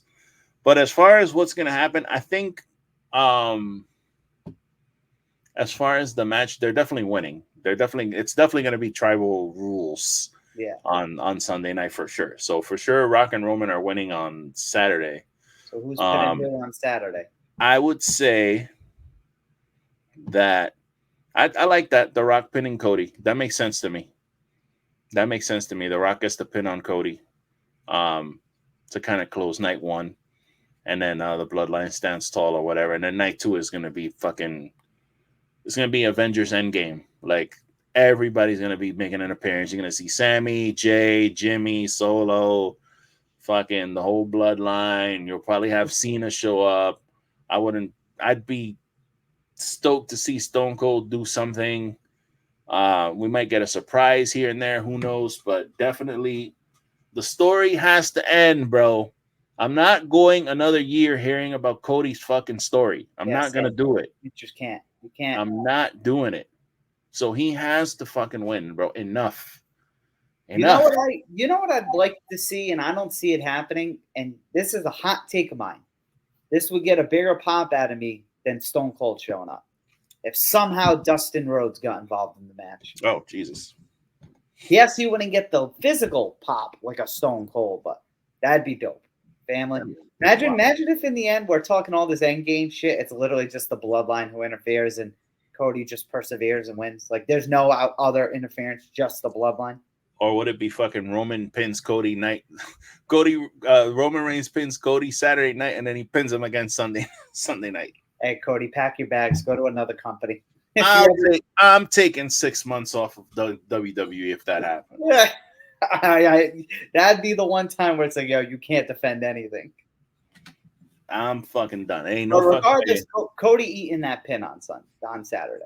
I would think so. It makes sense. Yeah. I mean, it don't make sense to pin Seth Rollins. I mean, you pin Seth Rollins. Who cares? Like, at this point, bro, I'm over that dude.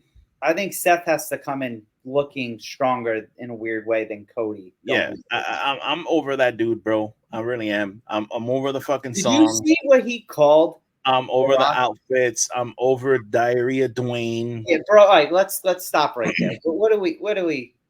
I'm over that guy, bro. I really hope The Rock. You know, like remember when Cena and Roman feuded the first time, like when Roman was the big dog and Cena just ate him up. Yeah. I really hope The Rock just goes the fucking on Seth Rollins. I don't care who you had since Friday to think of something. You went with you could have said DC Dwayne. All this, you went with diarrhea Dwayne. And he literally said, I've thought about this all weekend long. And what I came up with was diarrhea Dwayne. Diarrhea Dwayne. I'm like, that makes you look worse than The Rock. So what's worse, Diarrhea Dwayne or Suffering Succotash? Diarrhea Dwayne. Oh yeah, I don't know, man. Suffering Succotash was pretty bad. Yeah, I think I might lean towards Diarrhea Dwayne just because of how big of a storyline this is, and that's what you're saying. Diarrhea Dwayne. This is the thing is like I'm over that dude, bro. The Seth Rollins for me does not work as a babyface, bro. Yeah, that guy has to be a heel. So you know who's not a fan of Seth Rollins at all is our fucking honorary trash boy Dan. He fucking hates Seth Rollins. Oh shit. He hates Seth Rollins. And I'm pretty sure he'll say that at some point, whether it's in a comment here or a text to me. But yeah, he is not. Seth's another person, even though Roman's doing it just because he takes time off. Seth's a guy we need off TV for a while. Yeah, his fucking voice is very, very annoying. Like, it's very annoying. And I just like his character. For me, it doesn't work as a babyface. Like, it doesn't. He's a better heel, hands down. Not laughing and shit. Yeah. Like, bro, shut the fuck up, dude. Like, yeah, I don't want to hear this shit. Like, he just sounds like a goof. And like, great. And like, really, I'm supposed to believe you're a tough guy when you're wearing like fucking Beth Phoenix's old outfits and shit. Like, I can't with the fucking big shoe. Remember, he came out wearing them big ass shoes. Yeah, the red shoes. That was like that shit that was hot for like 2 weeks on fucking online on TikTok. Like, he comes out wearing these weird outfits, and then you want to talk like a tough guy. Like, bro. I know it's not going to happen because I don't think Triple H would do it to him, but I would love if Drew just beat the living shit out of him on Sunday. Just squash. Complete. Claymore, like 6 claymores. Put him in a submission hold, choke him out. Yeah, but I'll admit, Drew's getting the amps for him and CM Punk when that does happen. Yeah, listen, Drew McIntyre is getting hit that next item of Drew McIntyre. Drew McIntyre is getting all of the like love.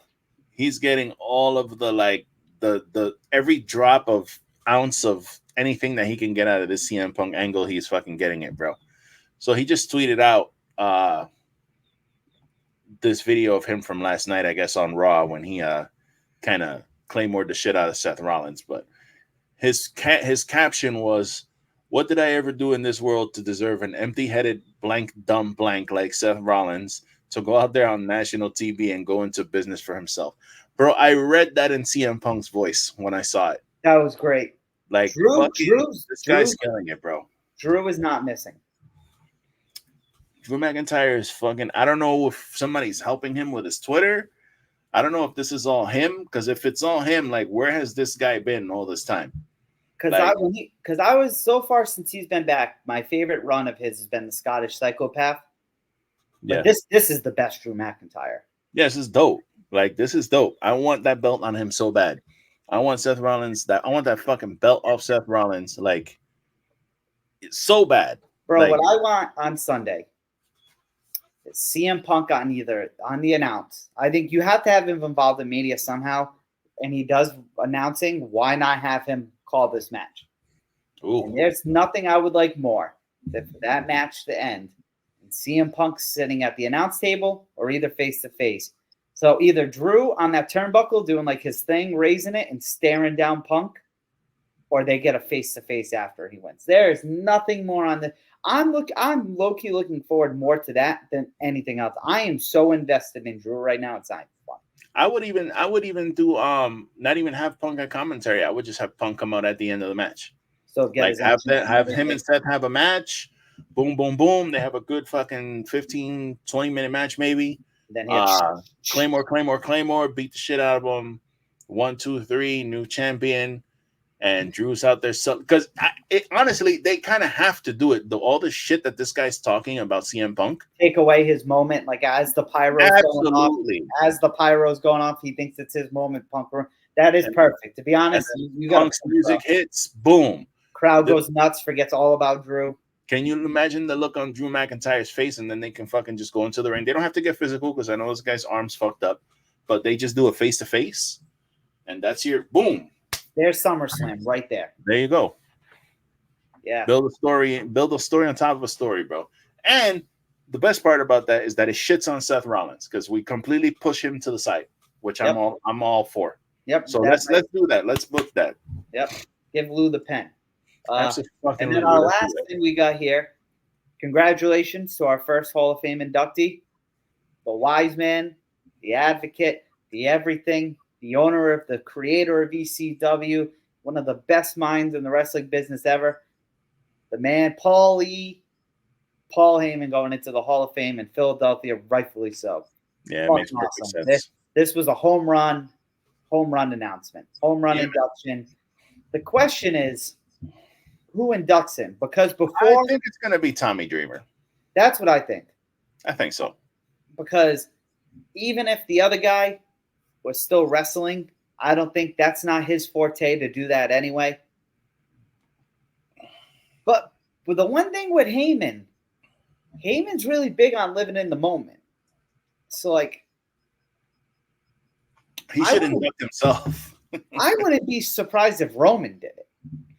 That'd be cool. It'd be cool, but I think you got to go Tommy. What if Punk did it? They could do that too. They can have Punk do it. And again, usually they pick who they want to do that. So yeah. Do you remember when Heyman inducted Goldberg? No. Yeah. So if you go back and watch the 2018, just Heyman inducting, like, he was speaking in character the whole time. Like, he didn't take the hat off and be like, yeah, Bill Goldberg, football. Like, he stuck in character for like 95% of it. So I see Heyman going that route with this. Like, I don't see Heyman. I could see him talking like as himself maybe during ECW, but I see Heyman doing like an in character induction. That'd be cool. But I don't know. Yeah. So, but I'm with you. I think Tommy Dreamer is 100% the way to go. You see all the memes that like Tommy Dreamer, because I don't know if you saw this, but Tommy Dreamer supposedly he was suicidal at one point when all the shit was going down with ECW. Yeah. And he when they had the table for 3, he revealed that he was like, yo, I had a gun and I was gonna fucking shoot Paulie. Like, I was gonna kill him and then kill myself because, you know, that's how low everything was or whatever. So all the memes are like, you know, like they have somebody pulling a gun, like a gif of somebody pulling a gun, and it's like, oh, Tommy Dreamer when Paulie gets inducted into the goes up to the podium for his Hall of Fame speech, like, here comes Tommy Dreamer and shit. So I think it's only fair that Tommy Dreamer is the one that puts him inducts him in there. It'd be cool to see. The one thing I want to see on that speech, I want to see Heyman come out with the big cell phone like he used to. Oh yeah, that'd be dope to see. Roll the rat tail back.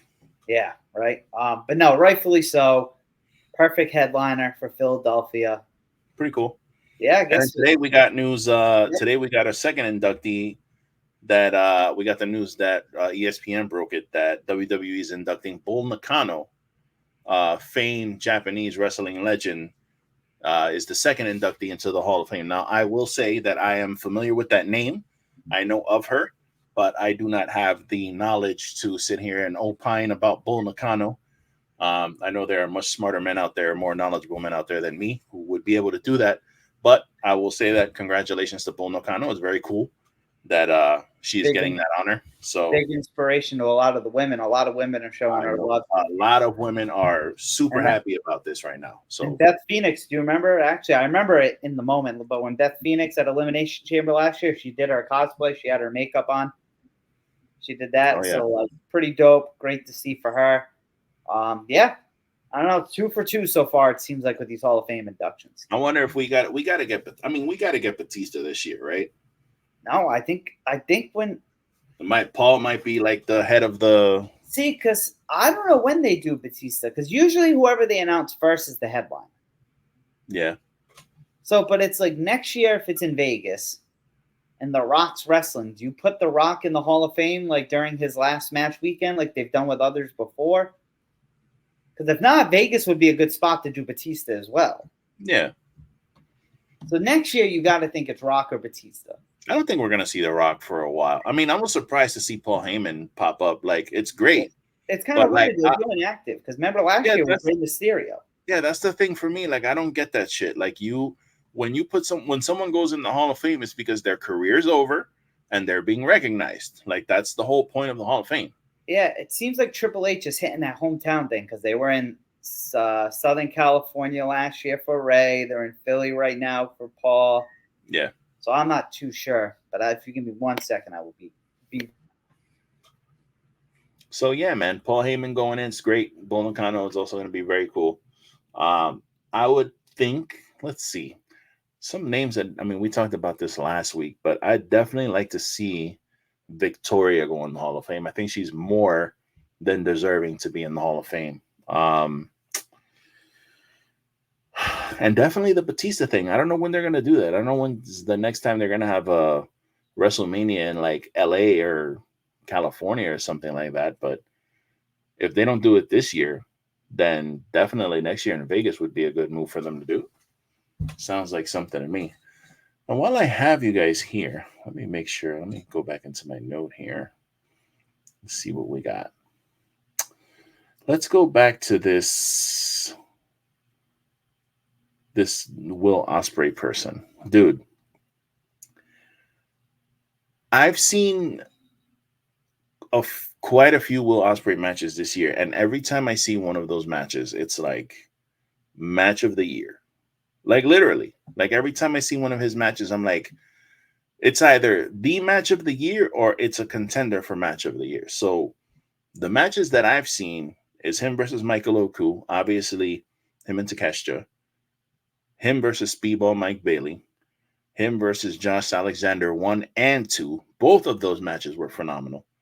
The three-way match with him, Moxley, and David Finlay. Like, that right there, 6 matches. I'm talking about Will Ospreay again. Well, yeah, he's the best wrestler on planet Earth.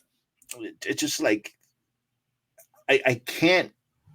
I'm so excited to see him wrestle Kyle Fletcher tonight. Like, that match is going to be the shit. Because Kyle Fletcher is fucking awesome. Like, take nothing away from that kid. He's fucking incredible. And he looks like he put on some muscle. Like, when he came out on the pay-per-view, I was shocked that he looked big. Like, he looked like he put some muscle on. Yeah. So, man, I don't know, dude. I'm looking forward to tonight. Super. And it's not even, like, really a lot of things announced for tonight. I'm just, like, excited for, like, the post-pay-per-view show. Oh, yeah. Those are usually some of the best ones. Because Swerve is posting shit now that he's got some shit to say tonight. Like, he's posting some stuff. Well, did you see fucking Jack Perry joined he joined the Japanese group, the shittiest Japanese group that they had. They could have put him in. So he I guess last night he like betrayed Tanahashi or something. I don't know what happened, but he basically joined like this this Japanese stable, which, like, according to all these New Japan fans, is like probably the worst stable. Like, and they're like NWO at the end when they had like 14, 15, 16 members. Everyone.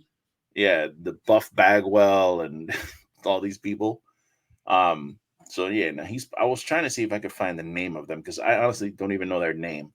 But I just thought it was funny. And then he cut a promo too. At the end of the show. So I haven't seen the promo, but I definitely want to check that out.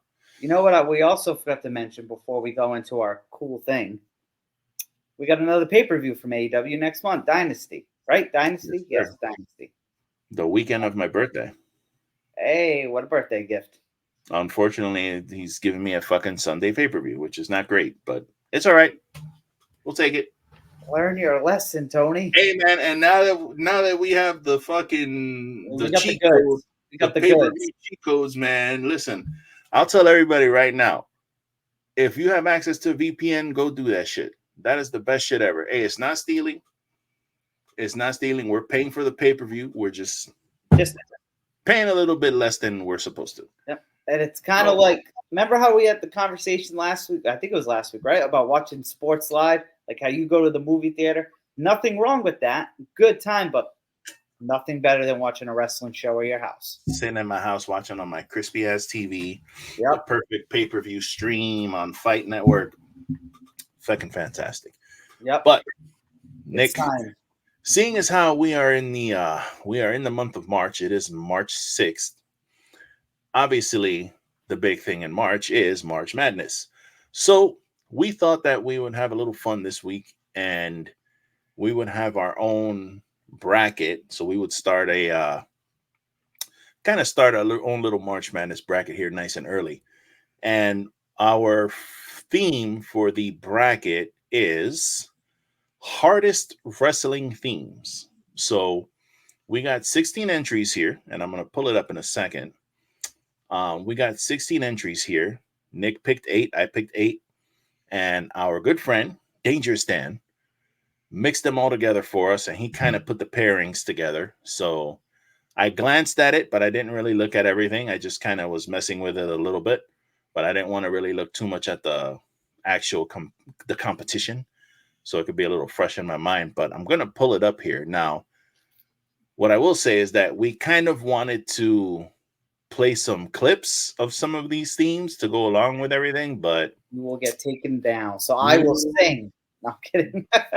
Yeah, you know how YouTube likes to do things. So we thought it would be best not to do that. But I'm going to go ahead and put this up on screen real quick.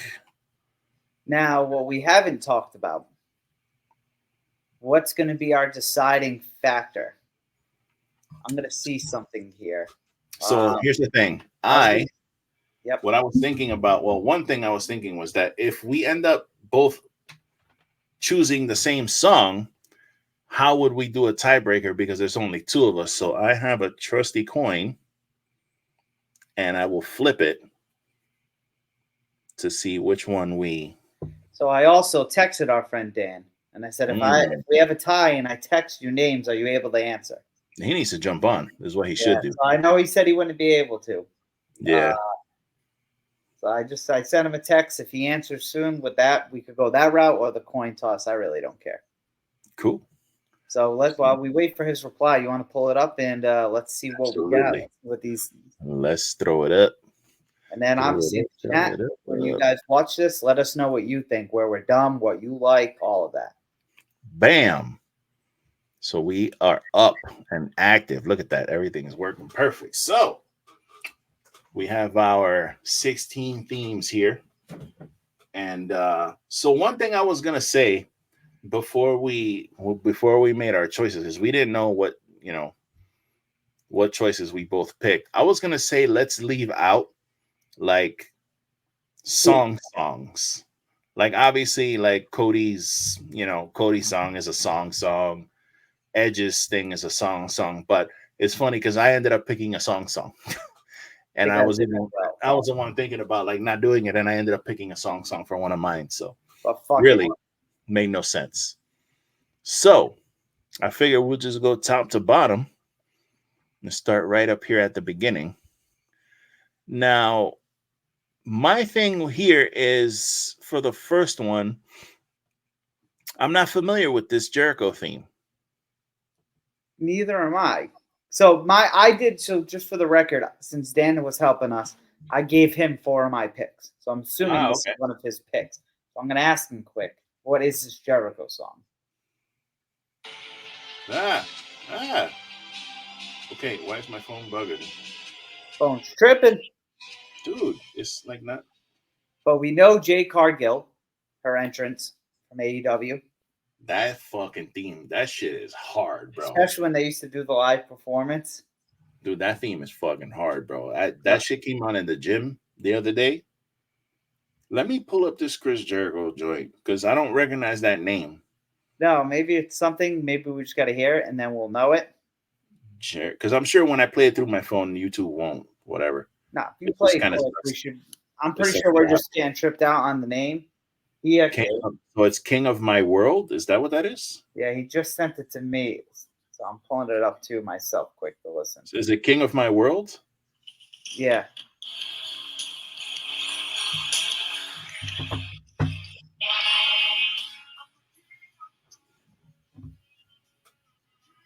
Okay, I remember hearing this.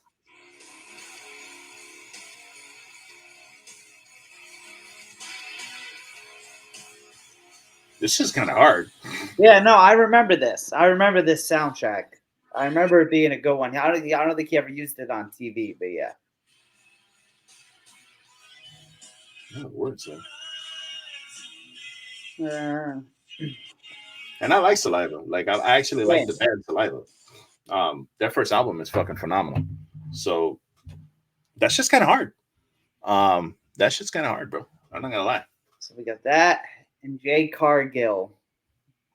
There's nothing like that Jade Cargill theme, bro. Yeah, so much so that they try to copy it, the WWE version. And the WWE version kind of fucking sucks. I haven't listened to it yet, to be honest. And it's not available like on streaming yet. Like the only way you can hear it is because somebody cut it and they cut out like the pop.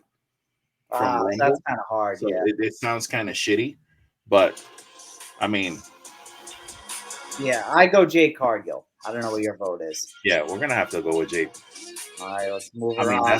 that solo kicks in, bro. Yeah. Fuck, I mean, come on, man. That shit's hard. Move her on so up. Let's see if we can. Oh, I don't think it works like that. Hold on 1 second. I think I have to do it here. Yes, Lord. Can I move that there? Is You that just click and then click the next one, maybe? I can grab here, but it won't let me match details. Oh, maybe click match details. Oh, yep. And now just pick.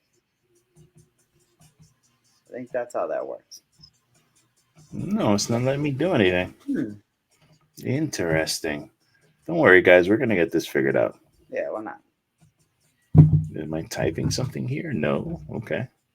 So close that. Maybe I can just type it in. I don't know. I don't know why this is not just moving over here. It's supposed to just click. Can you double click? Yeah, I tried.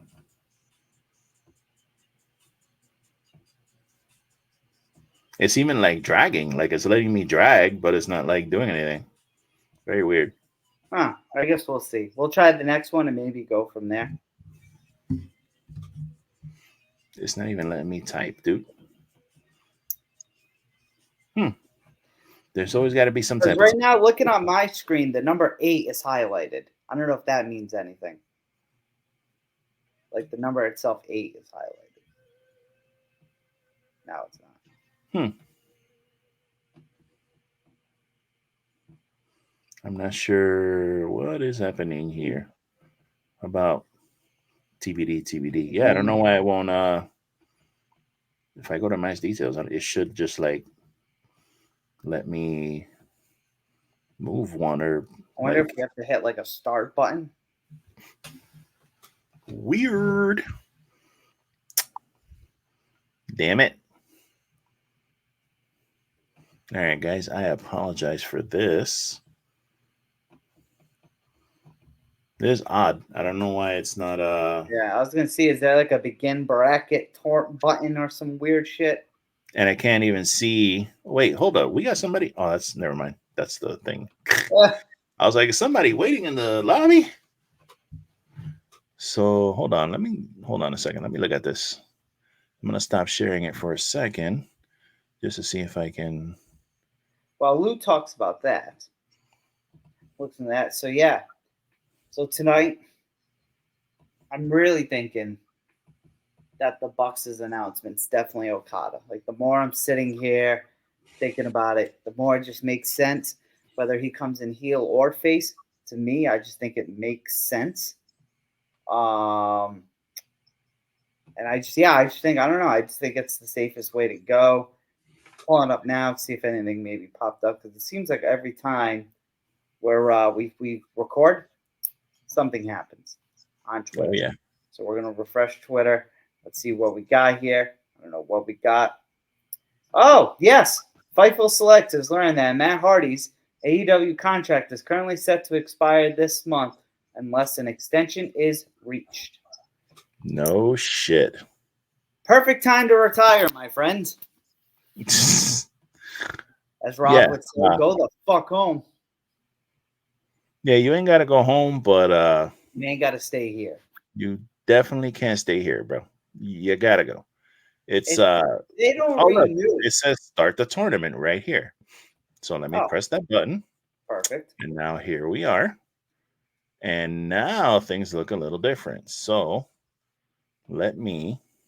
Damn, Matt Hardy. I wonder if he'll extend his shit, because Jeff's contract definitely got extended. Oh, all right, my friend. So there's a in progress.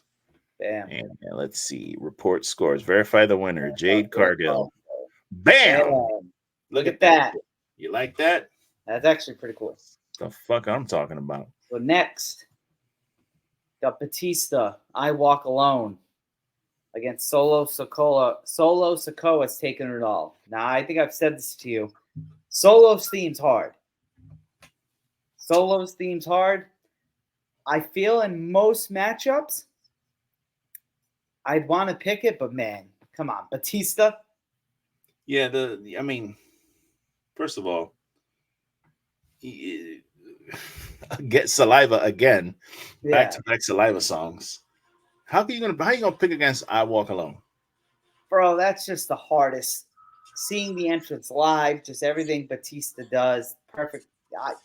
That's my answer. I Walk Alone. Solo's theme, bro. I'm sorry. It's a good theme, but it does not compare, dude. No, this is just it. The way the bracket got randomized. Yeah, it just kind of fell victim. Yeah, I Walk Alone, hands down. Yeah, I mean, come on, you gotta.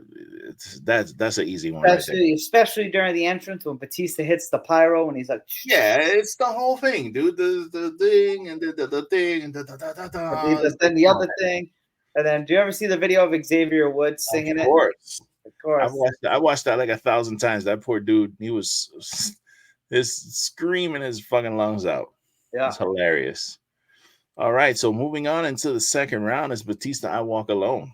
All right, this is so cool. I love this.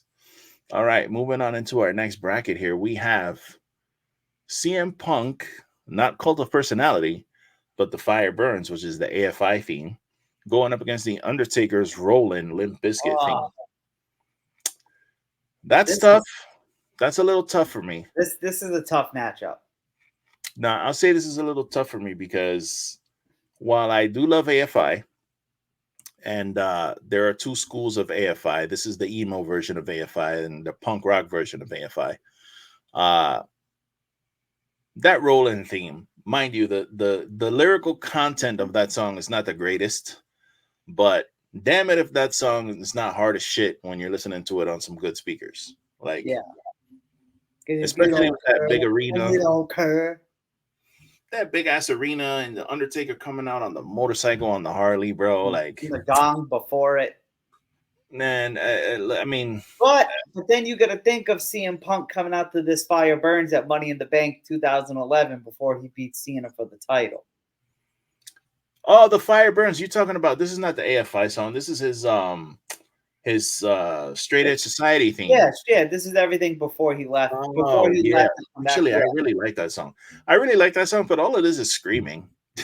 Yeah, it's screaming. It's such a good song. Yeah, it's a great song. But I don't think it holds a candle to the Rollin'. I really don't. I'm going Taker. Yeah, as far as hard themes, I think we'd have to go with the Undertaker. Yeah, gotta go with the Undertaker. He's had more. Yeah. So. All right, what do we I really don't think it's Now this one here kind of hurts my soul because I don't think this was this is an unfair fight, but we'll go ahead and go over them anyway. So we got Triple H's The Game theme going up against Eddie Guerrero's WCW original heel theme, which was one of my picks, which is a song I love. Great song.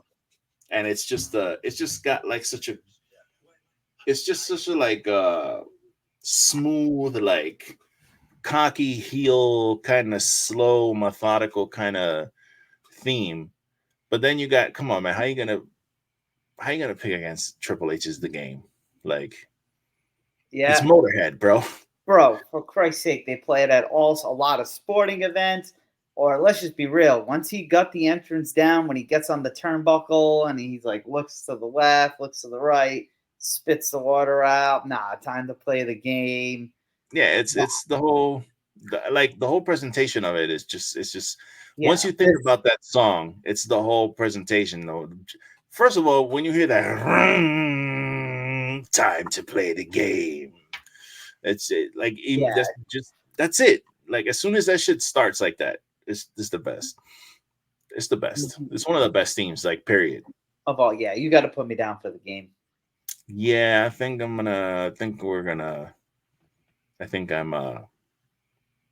pretty set on that. Triple H The Game moves on to the second round. Oof, next, what do we got? Now, this one is a little bit of an odd one because it's two of mine going up against each other. Oh, the Bullet Club. So now we got the Bullet Club Shot 'em theme, which is probably one of my favorite themes ever, going up against the Undisputed Era theme from NXT. Listen here, bro. Bullet Club. I love this theme so much. This shit is so hard.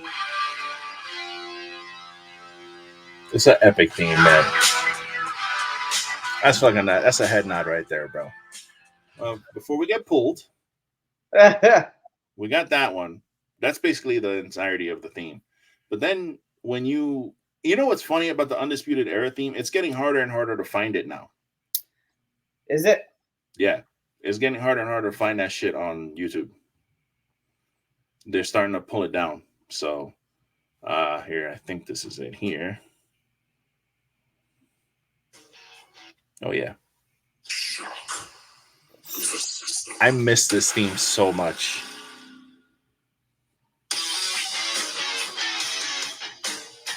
Kyle O'Reilly coming out playing the guitar on the title.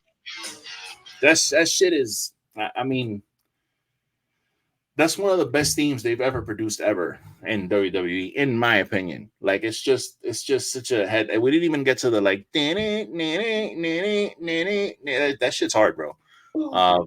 I go Undisputed Era personally. I'm 100% there with you, bro. Just kind of listening to them both at the same time. That Undisputed Era, those CFOs, man, they were on a roll. I don't know why they broke up. I don't know what happened there, but I can't understand why they're not making more music, bro. And now we got it right there. CFO with Samoa Joe's Destroyer. I'm telling you right now, I love Samoa Joe's theme in WWE. Bro, Battle Cry Battle Cry is one of mine, to be fair. Yeah. But, nah, man, you have some headphones on in the gym. Nah, I'm telling you, we might have to use the tiebreaker of our boy here because I know you love Samoa. I'm going Battle Cry. So I'm glad these two got put up against each other because I was gonna put Battle Cry in mine, but I figured let me leave it out. Because there's no better theme than this theme. I'm telling you right now, this is the greatest WWE theme ever.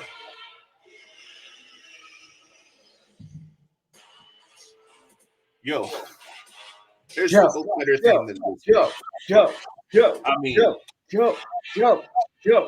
That's like some Godzilla's walking through the city breakdancing on buildings. Like when you listen to that in your car or on some nice headphones, it just doesn't do it justice playing it through the phone speaker.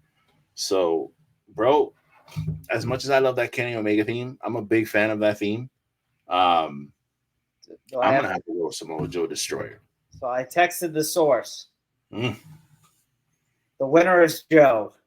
Ooh, wow, he went with Joe. That's a smart man right there. He said because you can chant Joe. Oh, there you go. Damn, I can't believe Battle Cry's a first round exit. Out of the first round, bro. Kenny Omega's taking a back seat. Unbelievable. And in our final, actually, no, I'm sorry, our second to last bracket, we've got Taz's WWE theme, which is called If You Dare, going up against The Rock's 16th theme, which is his Hollywood Rock theme. Okay, and then what's the If You Dare? Is that the beep, beep? Yes. Nah, bro, don't do that. Don't do that. Is that what it is? That one? Give that song his flowers, bro. No, I like it. This is hard. I remember when he debuted it against Kurt Angle with this shit. Madison Square Garden. Oh yeah. On the right section of Brooklyn.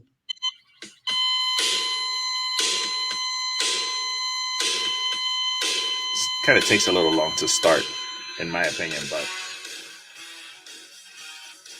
I just like this shit because it has like the different versions of Taz, like in the Titantron, kind of like walking through each other. Yeah.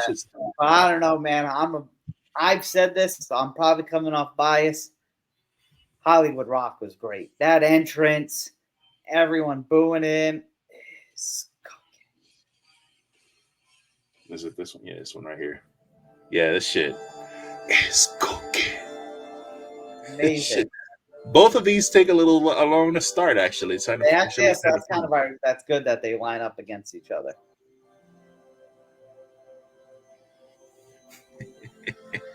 I just want to hear the it's cooking. Come on, give it to me. Fucking church organs.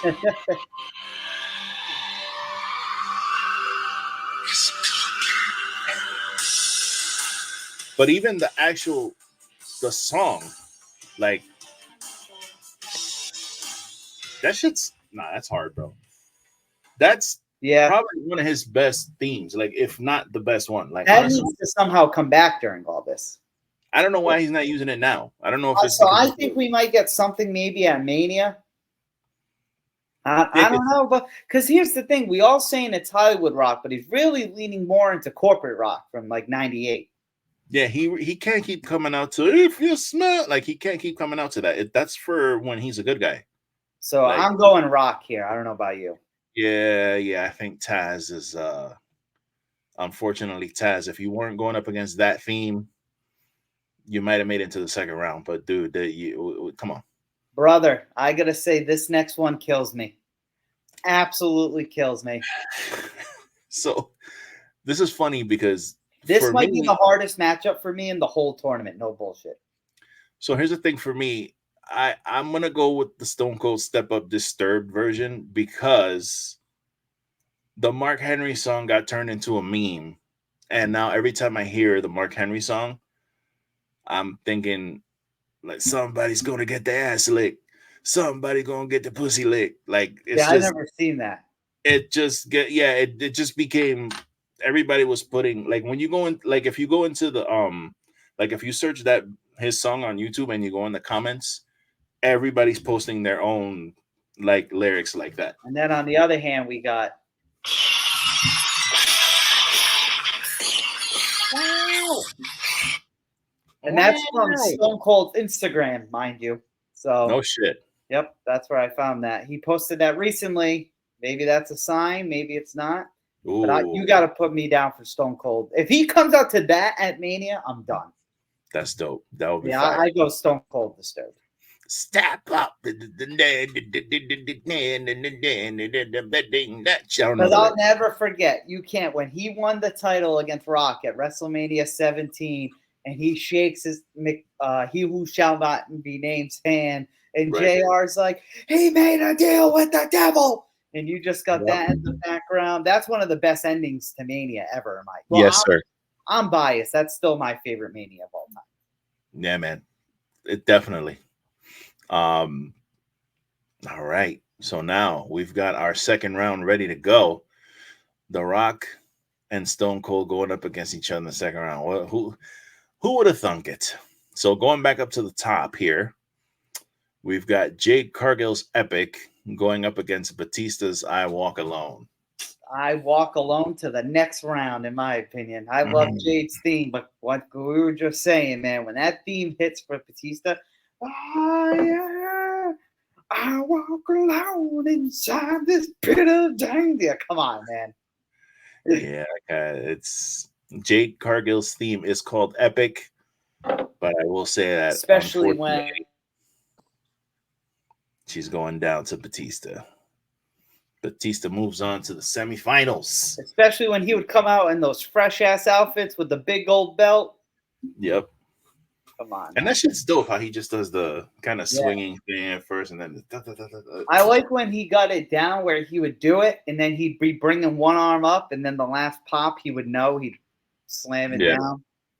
Isn't it the whole thing? Like he comes out, he does the spinning in a circle, and then he does this swinging shit on the ground, and he taps the floor, and then he it's just the shit, bro. Yep. All right, so Batista moves on to the semifinals. We're moving on to the next bracket where we have this is tough, bro. You got the Undertaker's Rollin' Limp Bizkit theme versus Triple H's The Game by Motorhead. The WrestleMania 17 match right here. Oh yeah, with these themes. With these themes. I would probably say with these themes, right? I would actually probably say that was for me. It's probably Undertaker's best WrestleMania match. That's the one where Triple H, he picked up Triple H for the last ride and he hit him with the sledgehammer right between the eyes. Ugh. I don't know, man. When they have that Hell in a Cell match and Shawn Michaels is the ref and he hits that sweet chin music into the pedigree and Taker kicks out. Yeah, that was pretty fucking good. Dude, this is so That was the following year, wasn't it? Huh? Wasn't that the following year? Yeah, so when they had these themes, that was WrestleMania 17. Their next two matches were at 27 and 28. Oh, Jesus. Oh, wow. Wow, it was that long? Holy shit. Because that's when remember when Taker shaved his head and we didn't know until the match and he took it off? Yeah. Because JR said he was so sick with Triple H not making his decision, he was ripping his head out. JR was the man. Yeah, he was the man. I will say that JR, it's time, bro. Yeah. I'm going to keep it short and sweet, but it's time, bro. It's time. It's okay, bro. And literally, he just signed for another year. I just saw it on Twitter. Jeez. He just signed for another year. But, bro, it's time. He was horrible on fucking Sunday, bro. But anyway. Fuck, man. I'm going the Game. I don't care, man. When that hits. Yep. Come on. I'll be the one to say this. No homo pause. There is not a single wrestling fan who can deny that they were in the shower or had water at some point in their life and spit that shit out like Triple H. Oh, I didn't know where you were going there for a second. Oh, yeah. No. I don't know what was going on there for a second. I literally shared a video to someone the other day saying, "Mom, why is our water bill so high?" And it said me in the shower, and it was Triple H doing his shit. That's hilarious. There's no way people can never say they've not impersonated Triple H drinking water. We used to do that shit. I used to work at the supermarket. Like me and my idiot friend. This is where I told you The Rock would shop there with his wife or whatever. So we were all watching wrestling at the time. And we used to do stupid shit back there. Like we used to have matches back there. Yeah, I remember you said you had a whole federation.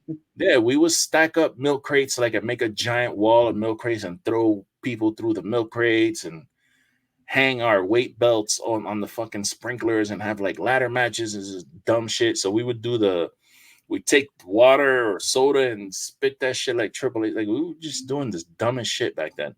But I will have to agree with you that Triple H, that's got to move on. That's got to go to the semifinals. Has to. What are the odds? We're getting all these matchups besides Jade and Batista that like have actually faced. Like next, we got Adam Cole and Samoa Joe. Yeah, look at this one. So here, this is a undisputed area. Undisputed. I said undisputed area. Two CFO themes going head to head. Samoa Joe. The undisputed era theme versus Samoa Joe's Destroyer. Now, this fucking sucks because. Easy one for me. I love both of these. I gotta tell you, man. I can't deny that undisputed era theme. I really can't. Do we need to use the tiebreaker? As much as I love Samoa Joe's Destroyer, I can't, bro. I can't bet against that, bro. That undisputed era theme. I attribute it to all of them. Like, remember when they had the what do you call it? They all had gold. Like, they had all the titles. Yep.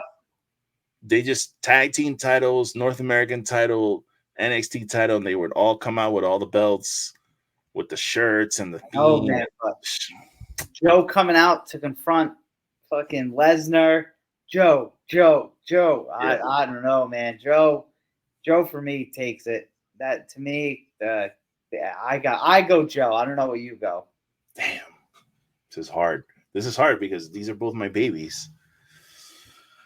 Oh man, but I have to go with what's the harder theme.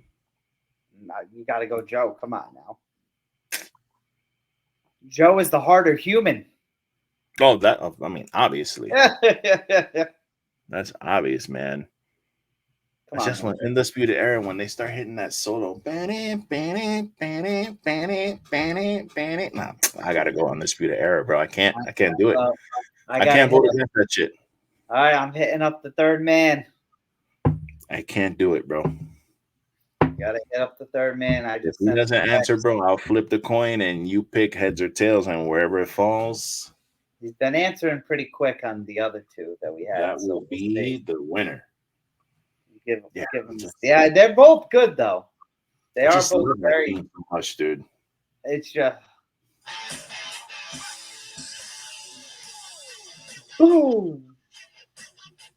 Did they have that theme from the second they all? Because I remember they both debuted in the same night. The original Undisputed Era, the three of them. Was that their theme right off the rip when they came on NXT TV, or did they have something else before this? I think they. I'm not sure. I think they. I'll never forget. Riley and Fish debuted after the tag match, and then Drew McIntyre. Yep, and then Drew McIntyre beat Bobby Roode for the gold. Yeah, and friggin' Drew's in the corner, and they were sitting there on the turnbuckle. Yeah, they're Riley and Fish. And Adam Cole came out of nowhere, and he got because I was NXT Brooklyn, and he got a massive pop. He got a massive pop.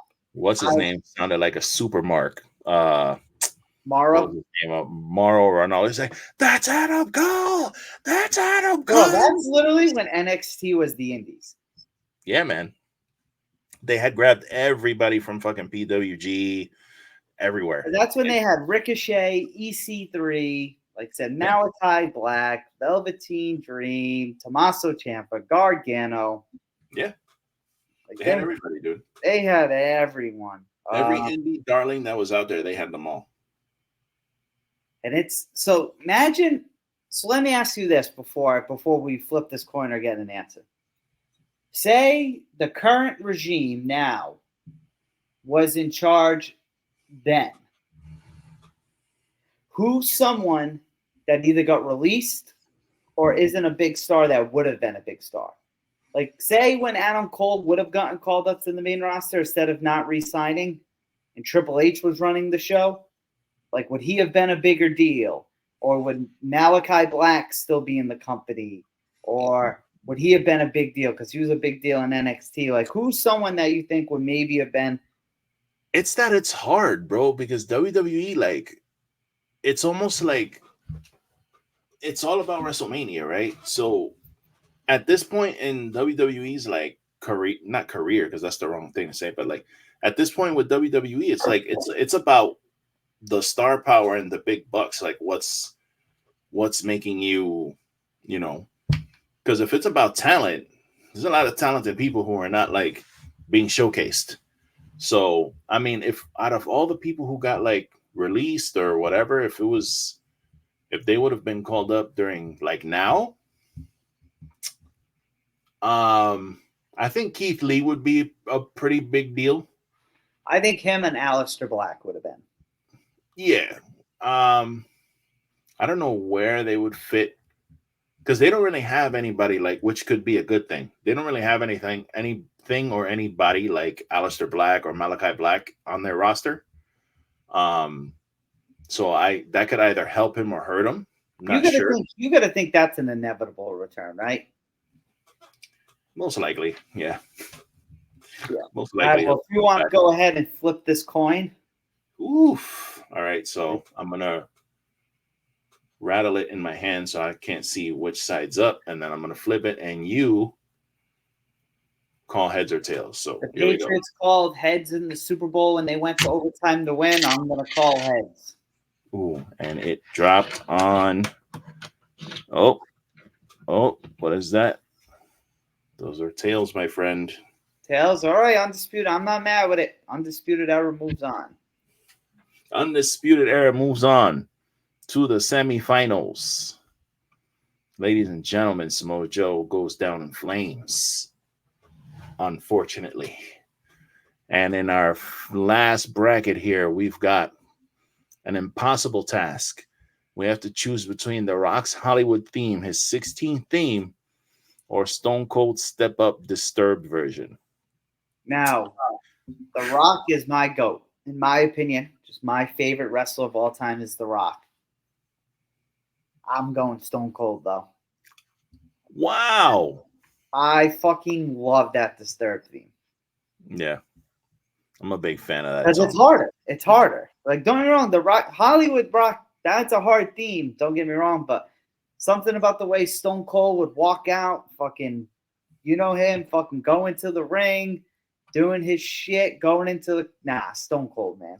And I'm actually mad that they didn't use that more. Like, they didn't use that shit for that long. Yeah, that lasted like 6 months. And then it's funny because if you look up, so he was using that in 01, and following that was the Invasion storyline.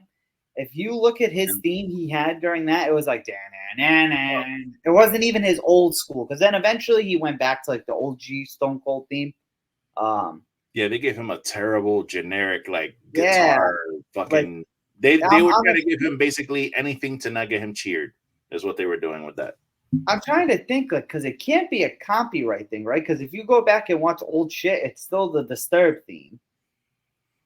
I don't know, man. I don't know why they don't use it. Right? And if it was a copyright thing, he wouldn't be able to post that on his Instagram. Am I wrong on that? I mean, I don't think so. I think on the Instagram that's fine. It's just a song. I don't think he, if it's a right thing, I think he'd be able to play it. I'm not sure why they don't use it, bro. Because that shit is moving on to the semifinals. That's how good it is.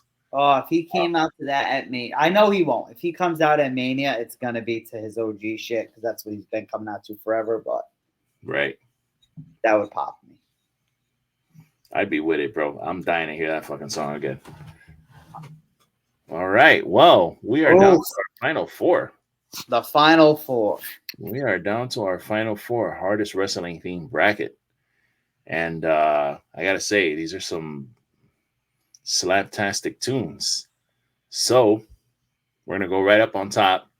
We're going to have Triple H and Batista going at it one more time, even though WrestleMania 21. Triple H retired Batista. But here they are having one more go at it. Which I was at that match. That's crazy. Me, my girl, Dan, and Rob were at that. Dope. That's dope. Damn. Dude, this is hands down the hardest one so far.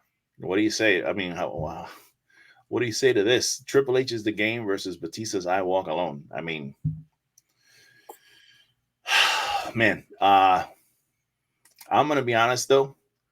When it comes to these two, to me, there's a clear winner. And it's Triple H is the game. I definitely, as much as I love I Walk Alone, I'm with you. I'm thinking it's a clear, to me, it's like a clear winner. I'm not torn at all. It's definitely the game. Yeah, and I hate sounding douchey, but like if both of these come on, because I have a lot of wrestling themes on my gym playlist. When Triple H is the game comes on, it just hits a little more. Oh yeah, you get that extra rep in. You throw that extra 10-pound weight on there. You just think you're Triple H in the gym, even though he's 98 times my size. Absolutely. Triple H going to the finals. Triple H. What is he? The CCO? The CCO of WWE. Chief Content Officer, or whatever that shit means. You know what? You know they call him his name now, Paul Triple H. Yeah, everybody call him Paul and shit. That's funny. Paul. Look at that, man. Triple H going all the way into the finals, bro. Funny story about that with his name. I was watching the Chris Van Vliet thing, like Chelsea Green, and she says in there she has him saved in there Like, do I save him as Paul? Do I save him as whatever? And she saved him as HHH. Oh, no shit. Yeah, she actually said That's funny, man. That's weird how they like. It's that whole thing's weird with the name thing because you watch like when you watch unfortunately the passing of Jamin, but when you watch like the behind the scenes stuff, they're just constantly saying Jay Briscoe, Jay Briscoe, Jay Briscoe, and it's like that's his name's Jamin. Like, yeah. you know what I mean? Like it gets weird when they actually talk to each other like for real and they still call each other their wrestling names. It's like You got to think it's based off how popular the name is, right? Like Taker. Yeah.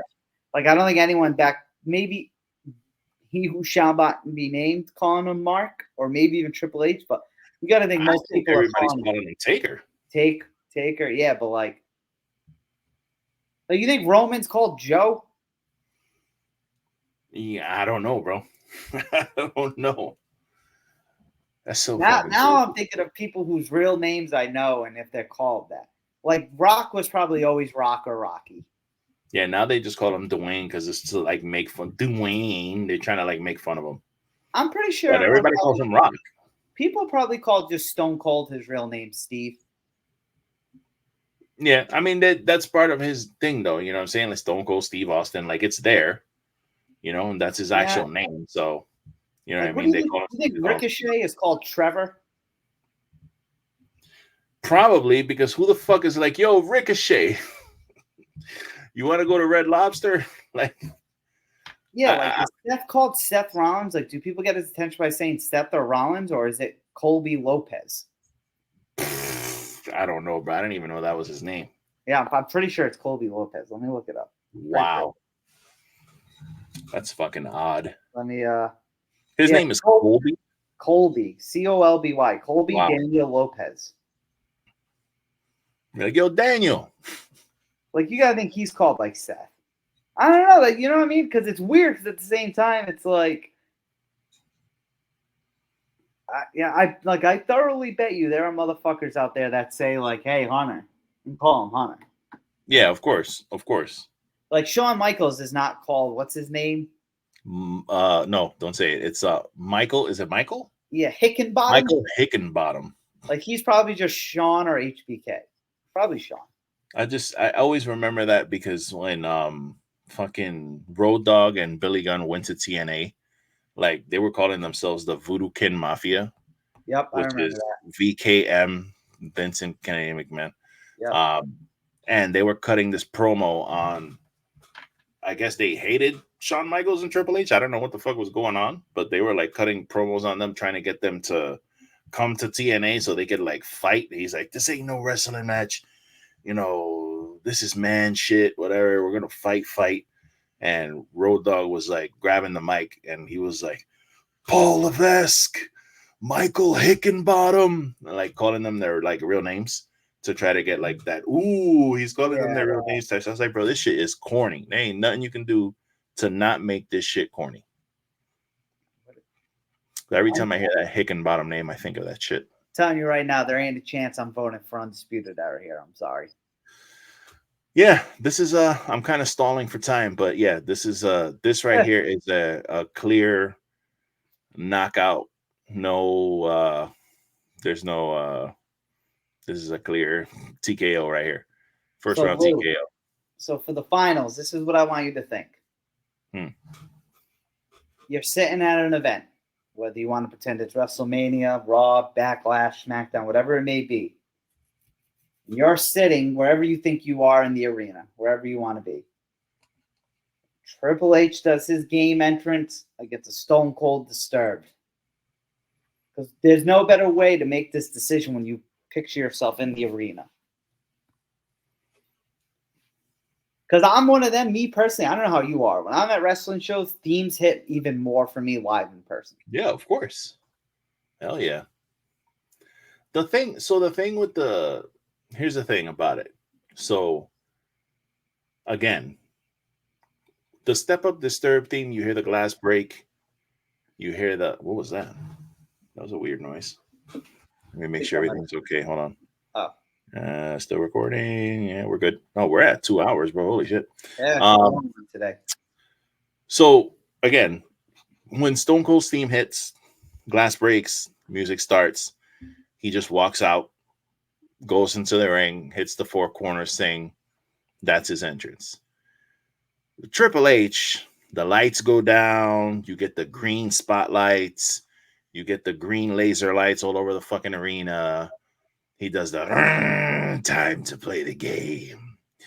Time to play the game. And he's standing there in the fucking shadow. And the things lighting up on him. Right. And then he comes and he does the walk. He gets into the ring. He does the little side shit on the side of the ring. Spits out the water. The side when he spits, the side light, the spotlight hits him.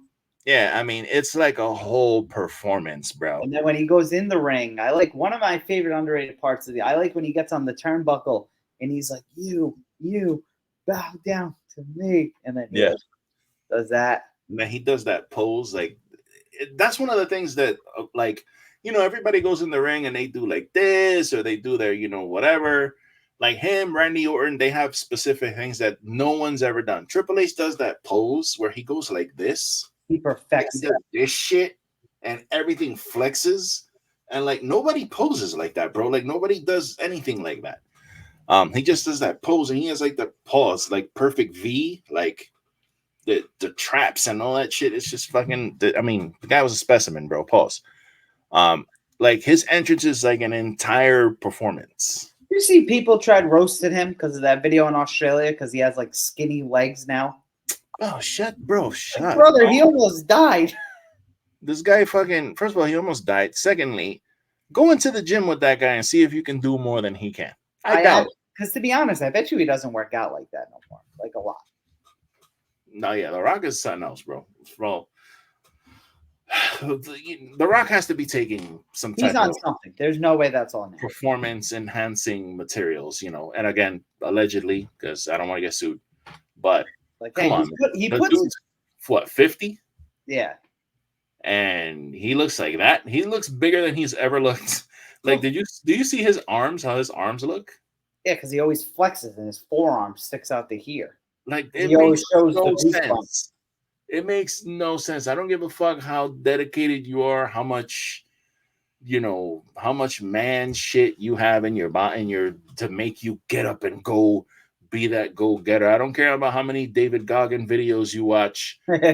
There's no fucking way that this guy's sleeping for 4 hours, getting up, going and doing all that, and it's just natural muscle. There's not a fucking chance in hell. So, and again, hey, who cares? It's at the end of the day, it's him, it's his body. He's not hurting nobody. That's how he wants to look. That's fine. But, bro, there's no way. That's The Rock has his meal plan right here. If you want me to read it off quick. Sure. All right. Since The Rock gets up early, hold on. Where's the first one? He likes to start. This is from an article in 2022. It's during the Black Adam time frame. So during this time, he starts each day with eggs, lean meat like bison, oatmeal for complex carbs, and fruit like papaya or blueberries. Then at 10 a.m., he has a heaping plate of chicken, greens, and rice. Later on, he'll enjoy more lean meat like fish or chicken, greens for nutrients, and slower digesting carbs like a sweet potato. He also drinks a big protein shake after workouts. His protein shakes usually have 70 grams of protein powder, 35 grams of carb, fruit, and muscle-building supplement creatine. He carefully tracks his food with a scale. What else does he eat?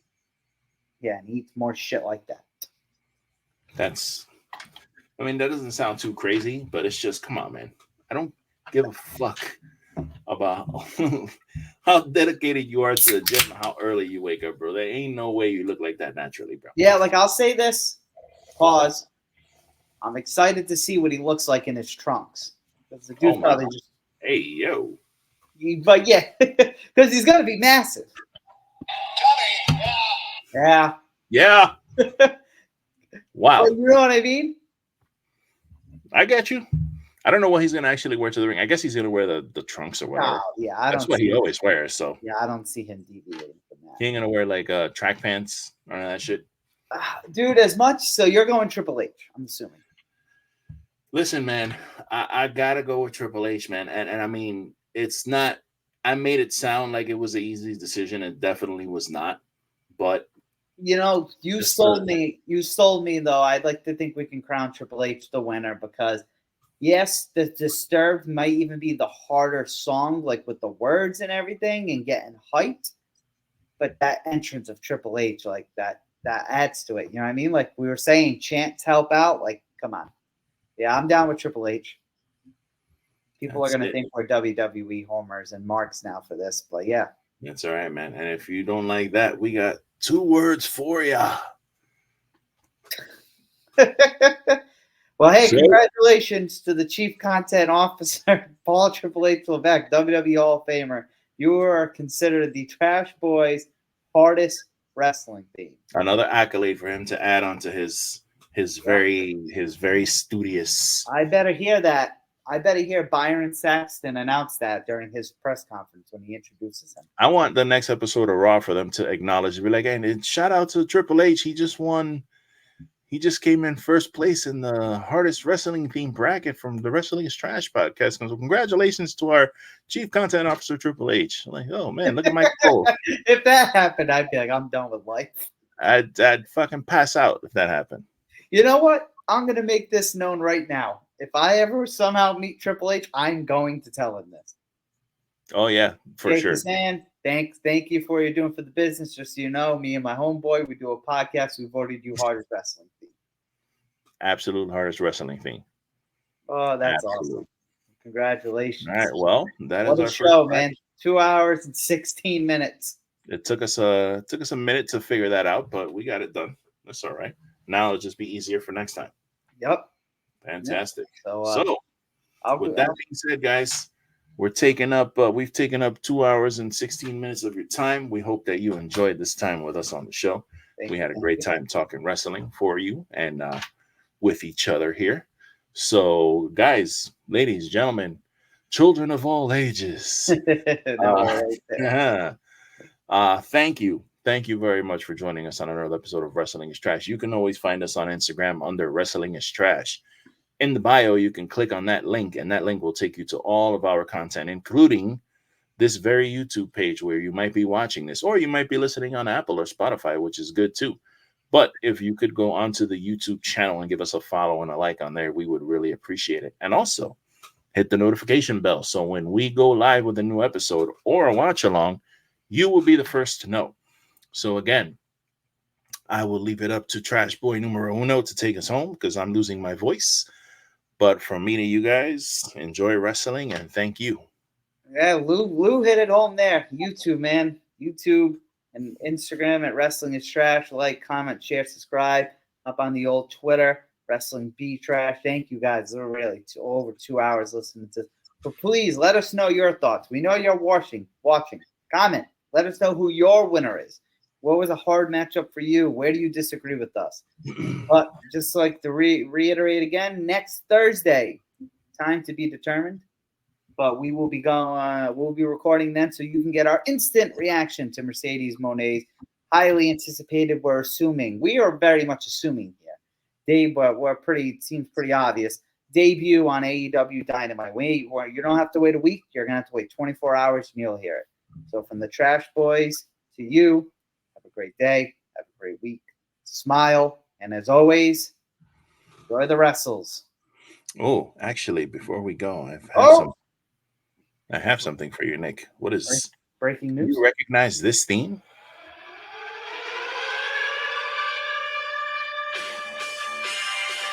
Oh my God! Yes.